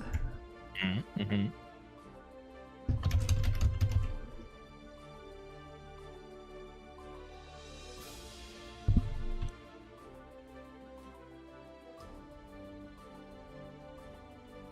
Man, these have been great matches. I imagine you have feelings. We've had a bike and get all the way through the entire tournament. Oh, 2 grands. So proud. Oh, bike and players, let's go. Alright, looks like Lai is gonna be 2 minutes, Okay, which is that's fine. a-okay. We've got 2 more matches. Oh, Lai is here. There we go. Excellent. We are all good. Nah, it's great to see the representation. We don't see many Baiken top 8s in professional, but I was gonna say, I don't remember the last time. Now, I don't look at a lot of the top 8 images for TNS, but I don't remember when a Baiken has made it to yeah. top TNS or something. But yeah, she's still pretty much a bracket ruiner. Who knows? We might see now that the season 4 modifications have taken hold. Perhaps we'll see something different. We'll see a change in the wins. All right, and we should be good to go whenever you guys are. I would like to say I'm a little bit. I think I may be clairvoyant. I said we might get another match between Lai and Kensei. Okay, well there you go. And another match between Lai and Kensei, also the 3rd Kai versus Sin we have seen this tournament. Yeah, this seems to be a big, a popular matchup this bracket. Mankind knew that they cannot change society. If we're given the matchup, you know, just based off of bracket performance, I think it's Kai won, Sin lost, and then the next time Sin won, Kai lost, and now this is the tiebreaker. Whoever wins here is the better character. Good carry, and we get the sweet spot. Well, there is half your health. Gundo's jumping button's good, but the dust. But Kensei answers back with, yeah, I can do that too. I'll just defend. Okay, we've got meter. Does this? That ends up killing. Like it's been said before, but Kensei just knows Kai really well.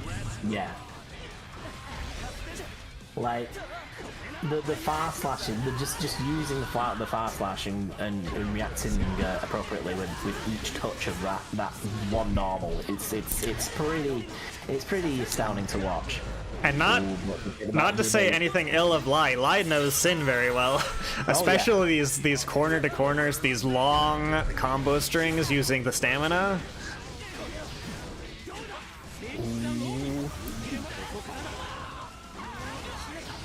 Oh, opts to go for the burst. Really trying to finish this round out because, yeah, if you manage to lose this round, that's it for the game.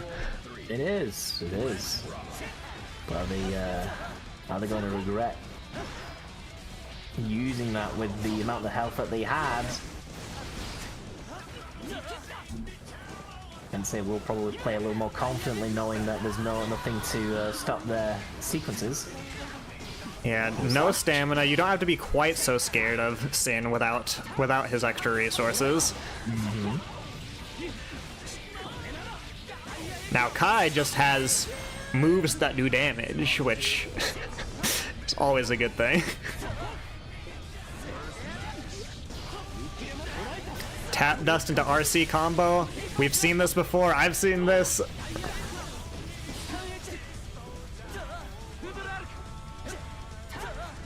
There are some pretty combos I've seen this tournament. Oh, nice. Kensei taking it out.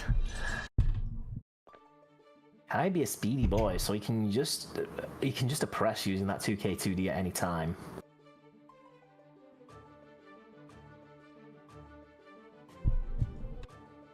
The acceleration be going on that lad. Indeed. Got some jet engines on those shoes of his.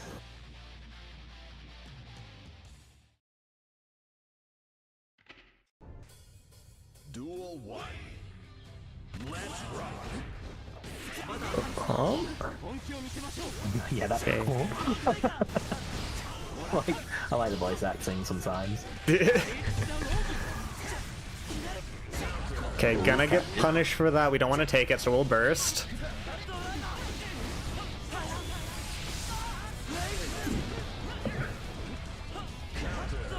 We got a little bit of stamina. Oh, good throw. Jab, jab. Yeah, he's expecting the backdash quite a bit there. The fun thing about this is the second set these guys have played against each other. So Yeah. you've already got the knowledge from all your previous games. It's working to some advantage right now. What a wall to wall. Not close enough to pick up with that JD. Good block in the tap dust. Nice. Nice. Punishing that grab with a backdash into this combo into Tyrant Rave. Ooh, not quite sweet spot though. That's fine. Oh, the slow, intimidating walk forward. Unfortunately, Beat Driver does not beat a Kai FS.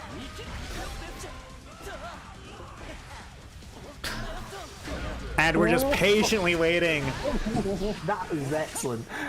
Missing the grab and using the PRT to make it safe and capture the punish for it. That was really good. Now that said, this is a rough spot. Backdash, Fooder Arc to pick that up. A little bit of swagger as well, just to do the side switch. It looks pretty. Alright, and we already know it's gonna be a good set because we've already watched them fight, but still. No, the shimmy good, the shimmy good. Excellent movement tech from both players. Duel 1. Let's rock.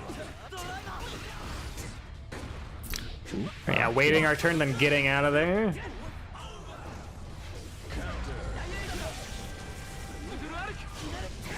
Oh, this time no punish there.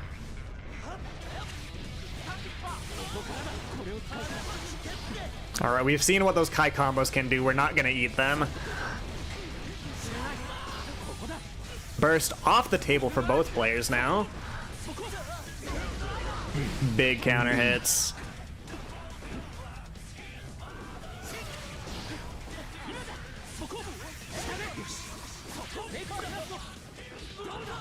And it keeps going. Oh, That- and a cap and throw, yep. Wanted that throw big time, worked out. Okay, Throwing more throws into the mix, knowing that we've kind of got a feel for how the offense is. Just changing things up. Again, tries to use beat drive to stuff the fast slash, doesn't quite work out. Oh, good DP. Just Defend is definitely helping out in this situation where, Just Defend is working out in a situation where Finn's using his 6P, and that's making Kensei drop down faster to attack her a lot faster. Oh, and we're calling out that slow move in the air. Going for maybe the PRC mix-up from the high to the low, instead going for the grab. That's another point on the board for Kensei. that counter attack on the JD dive kick looks so painful.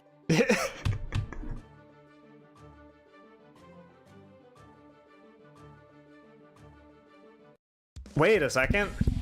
We've got a character, the first character swap from Lai the entire tournament. Oh, going for the okay. rival instead of the sun. I see. What we're gonna see here. Uh oh, no. Maybe we've turned a little bit of the monkey brain on. Who can say? A little bit of gorilla. Might take a round to just get used to the buttons. I don't Now, can he afford to give up a round? This is set point for Kensei. It is. Oh, who knows if we can get a bit of. Yeah, there we go. Okay, Some now muscle memory coming back. demonstrating that no, hey, this isn't a joke. I do know how to play Soul. I know how to play Soul, and it was looking like a comeback there. Okay, this is where it might seriously get turned around. We'll see. Okay, gets caught by the JS.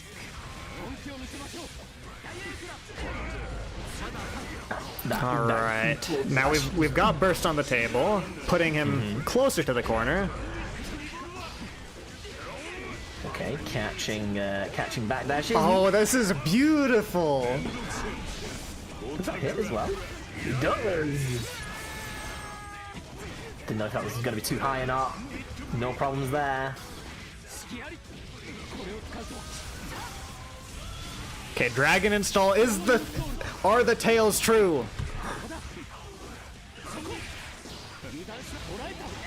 Oh, it's not going to be the Dragon Death combo, or is it? Or is it? Risky the grab there. Oh, we're breaking the curse. The Dragon curse is Install broken. into win. Dropped the Dragon Install into lose combo. Oh, the Blood Moon is out. I will say a valiant last-ditch effort from Lai, though. I think that might have been smart if you just weren't feeling the Sin Kai.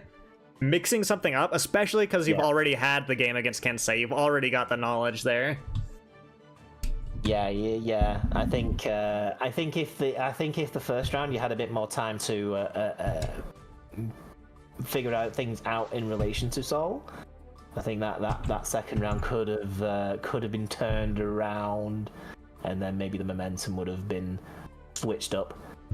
But Kensei manages to hold it, brings it to 3-1, Alright. and goes through. Now, this has been incredibly fun for me. So, yes, Moth Pit 0, not even the first Moth Pit, but it's been incredibly fun, and we're on to Grand Finals. Grand Finals, of course, being Sanzu Momo, Resident Biken Demon, versus Kensei. It's gonna be a big one. Just remember, Kensei needs to win the set twice over Sanzu's one set win. Indeed. As is the rule of double elimination. Sanzu does have an extra life. It's true, double elimination. You have to lose twice to get knocked out. Sanzu has swept everything up until this point. Could be sending it into Grand Finals reset if Kensei pulls through, or we could see Biken sweep. So what adjustments have been made since the last match? We will see. I'm looking forward to it. It could go either way, I reckon. Duel 1. Let's rock. Okay, JS to start off with on Sanzu's side. A good button. Okay, that's the slow moving projectile. Sometimes Biken can get in. the JH, big button. This is gonna be big damage. Oh yeah. Big damage and hard knockdown. Ooh, but some opportunity here for Sandu. Here's where Baiken is strong. Here's where the mix is. Oh, the backdash Gilles Hansen. That might be the first time we've seen that.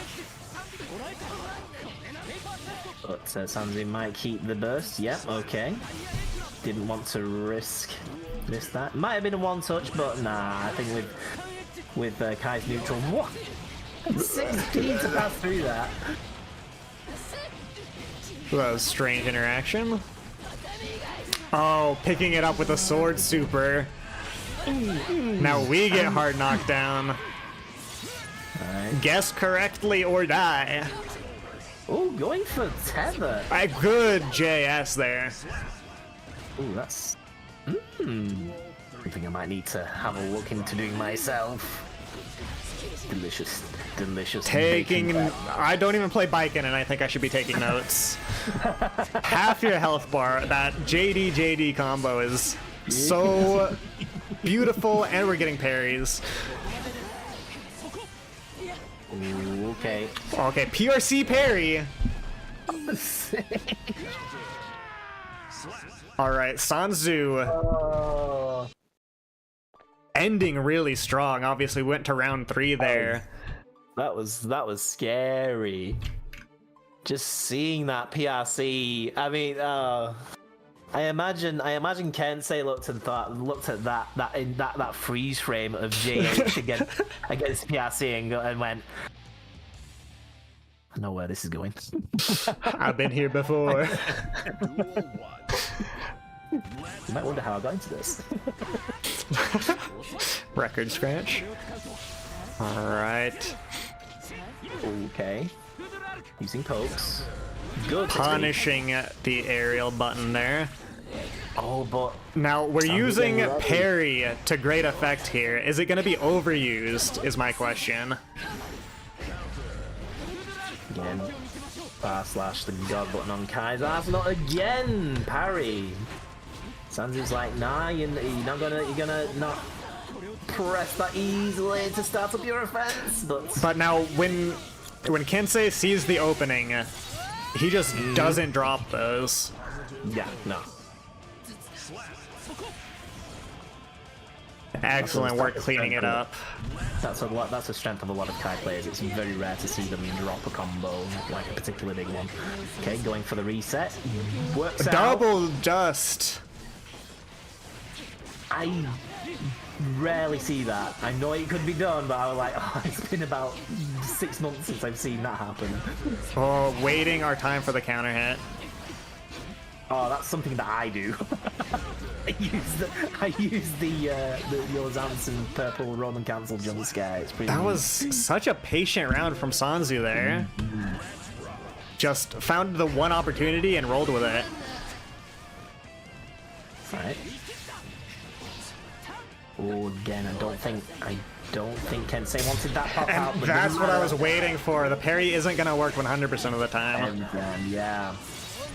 All right.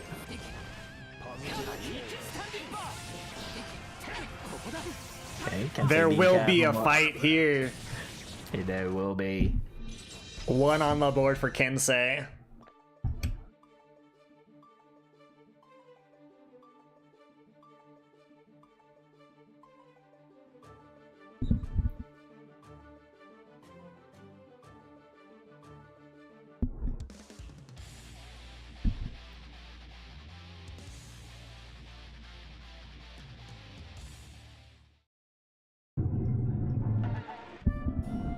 Alright, let's see what adjustments have been made. Or do they need to be made? That is the question. It feels super close right now. There's just some certain RPS situations that go one way or the other. I being there.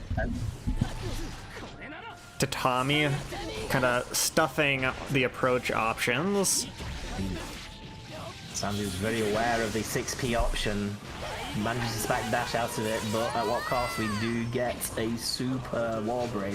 Hard knockdown. Yeah, this is. I feared it. I feared it. Kensei taking full advantage. He knows that, you know, I usually get parried here. I can just wait. Yes. Excellent usage of knowledge gained from previous rounds. Okay, I agree.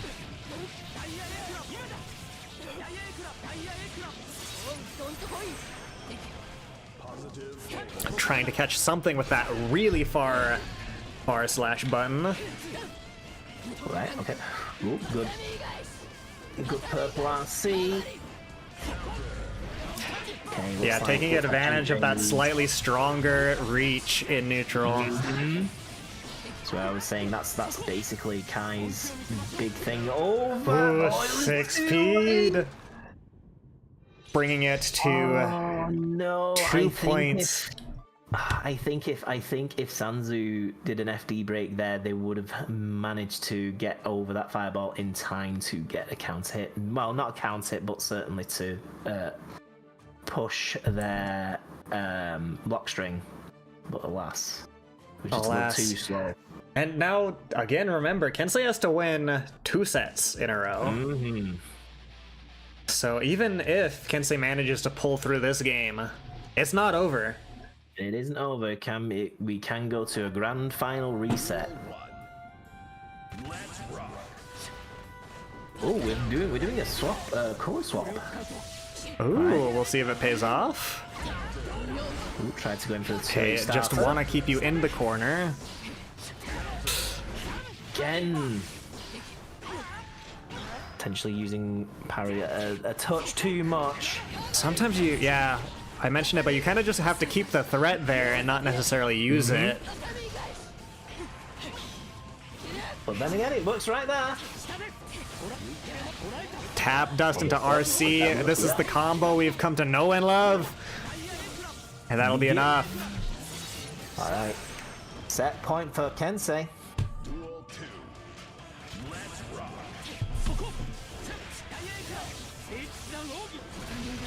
Oh, blocking the guitar with Sammy. Okay, yeah. Bursting, just trying to give ourselves the best chance possible. It's dire, but that's not even hard knockdown. We've still got some play. Big JD hit, doesn't quite confirm a big thing off it, and that'll be it for the set. All right. Kensei manages to reset the bracket. It is now a final game situation. We do get the Shingan Grand Finals.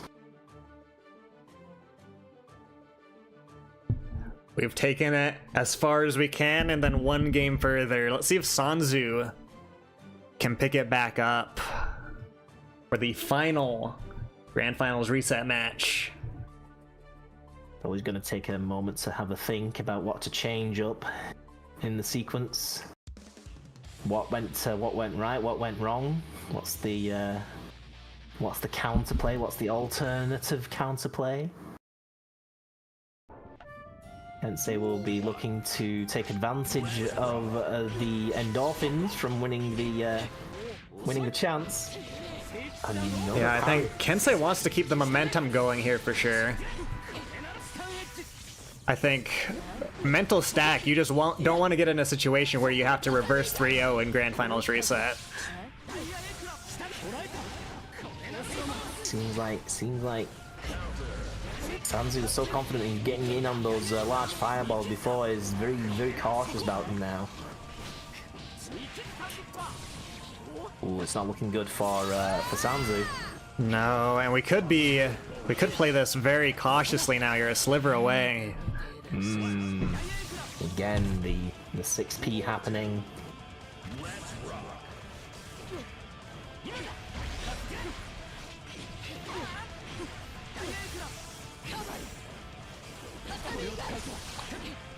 Well, maybe trying a little FD break there.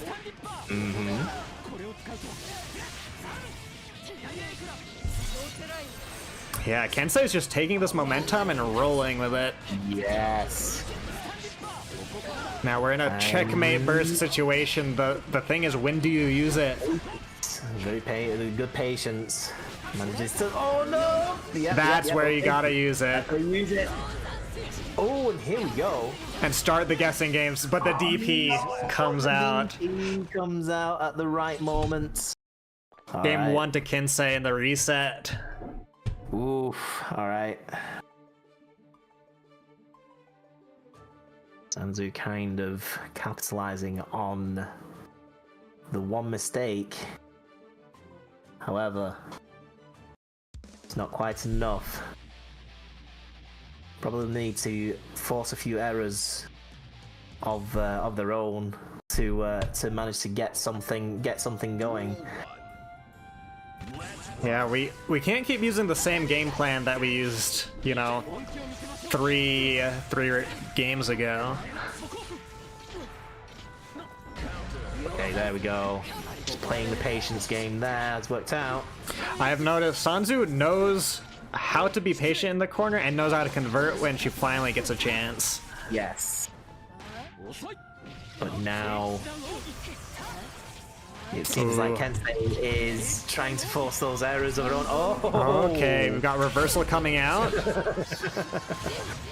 Alright, what's Said, man, here? I don't care about the big fireball anymore. Yeah, you wanna you wanna play this game? We'll get. Ooh! Wait. Is that what I? Okay, Oh. we're scared there. We don't want a chance that Baiken may be parried.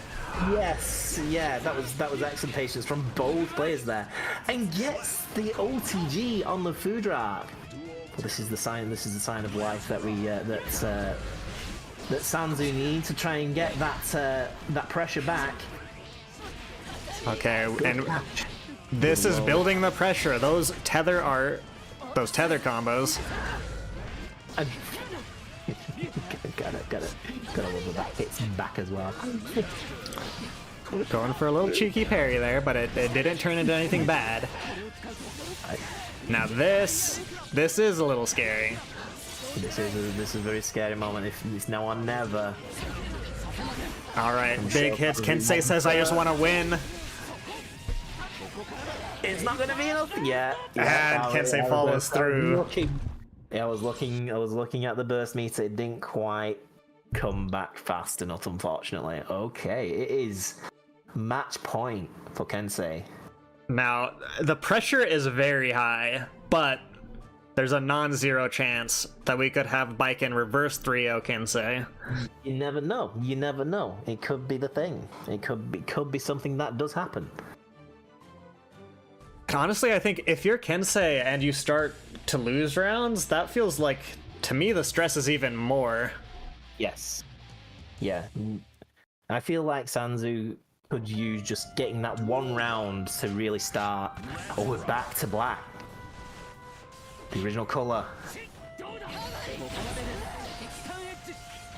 Maybe deciding that the color change was probably not the right decision. We do have a lot of Baiken fans in the Twitch chat, so I know people are rooting for her. You gotta love the 6-speed rating in reverse. Damn. Ugh, not enough to kill, but it's very close. Yeah, This is FD or IB situation. Yeah. Alright. It is now tournament point for Kensei. Oh, we're trying to throw all fear to the wind. Unfortunately, Kensei catches it.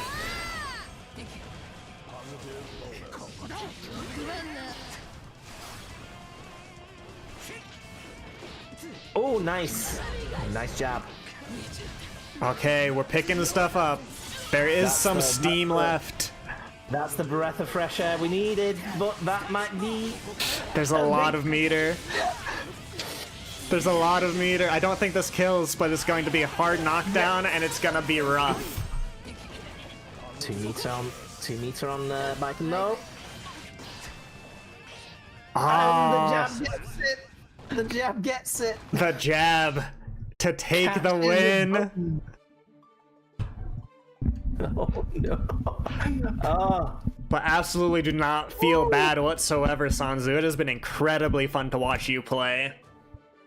It has been. Congratulations to Kinsei. Very, very good play. Well done, both of you. To grand finals. But Kensei manages to clinch the reset and follow through with the final game. Very good. It is very good.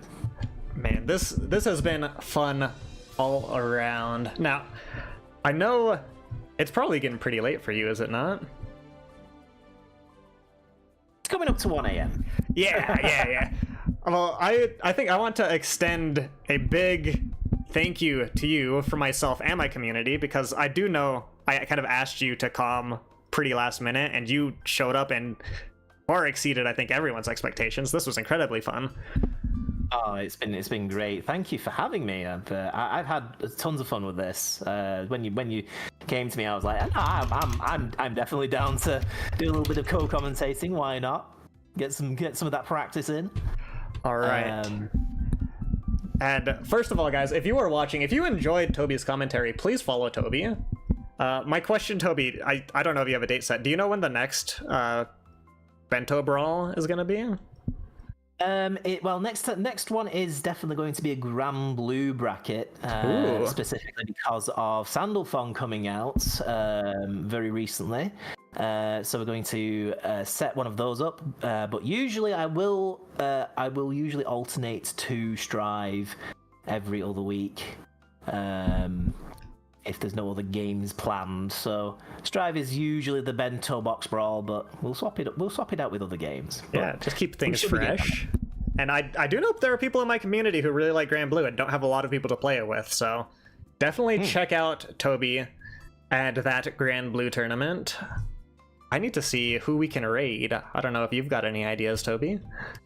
Well, incidentally, Zyzax _ is actually playing Guilty Gear Strive right now. In fact, he's holding an open lobby for people to drop in. So we could potentially raid there. Let's do that. What was the name on that?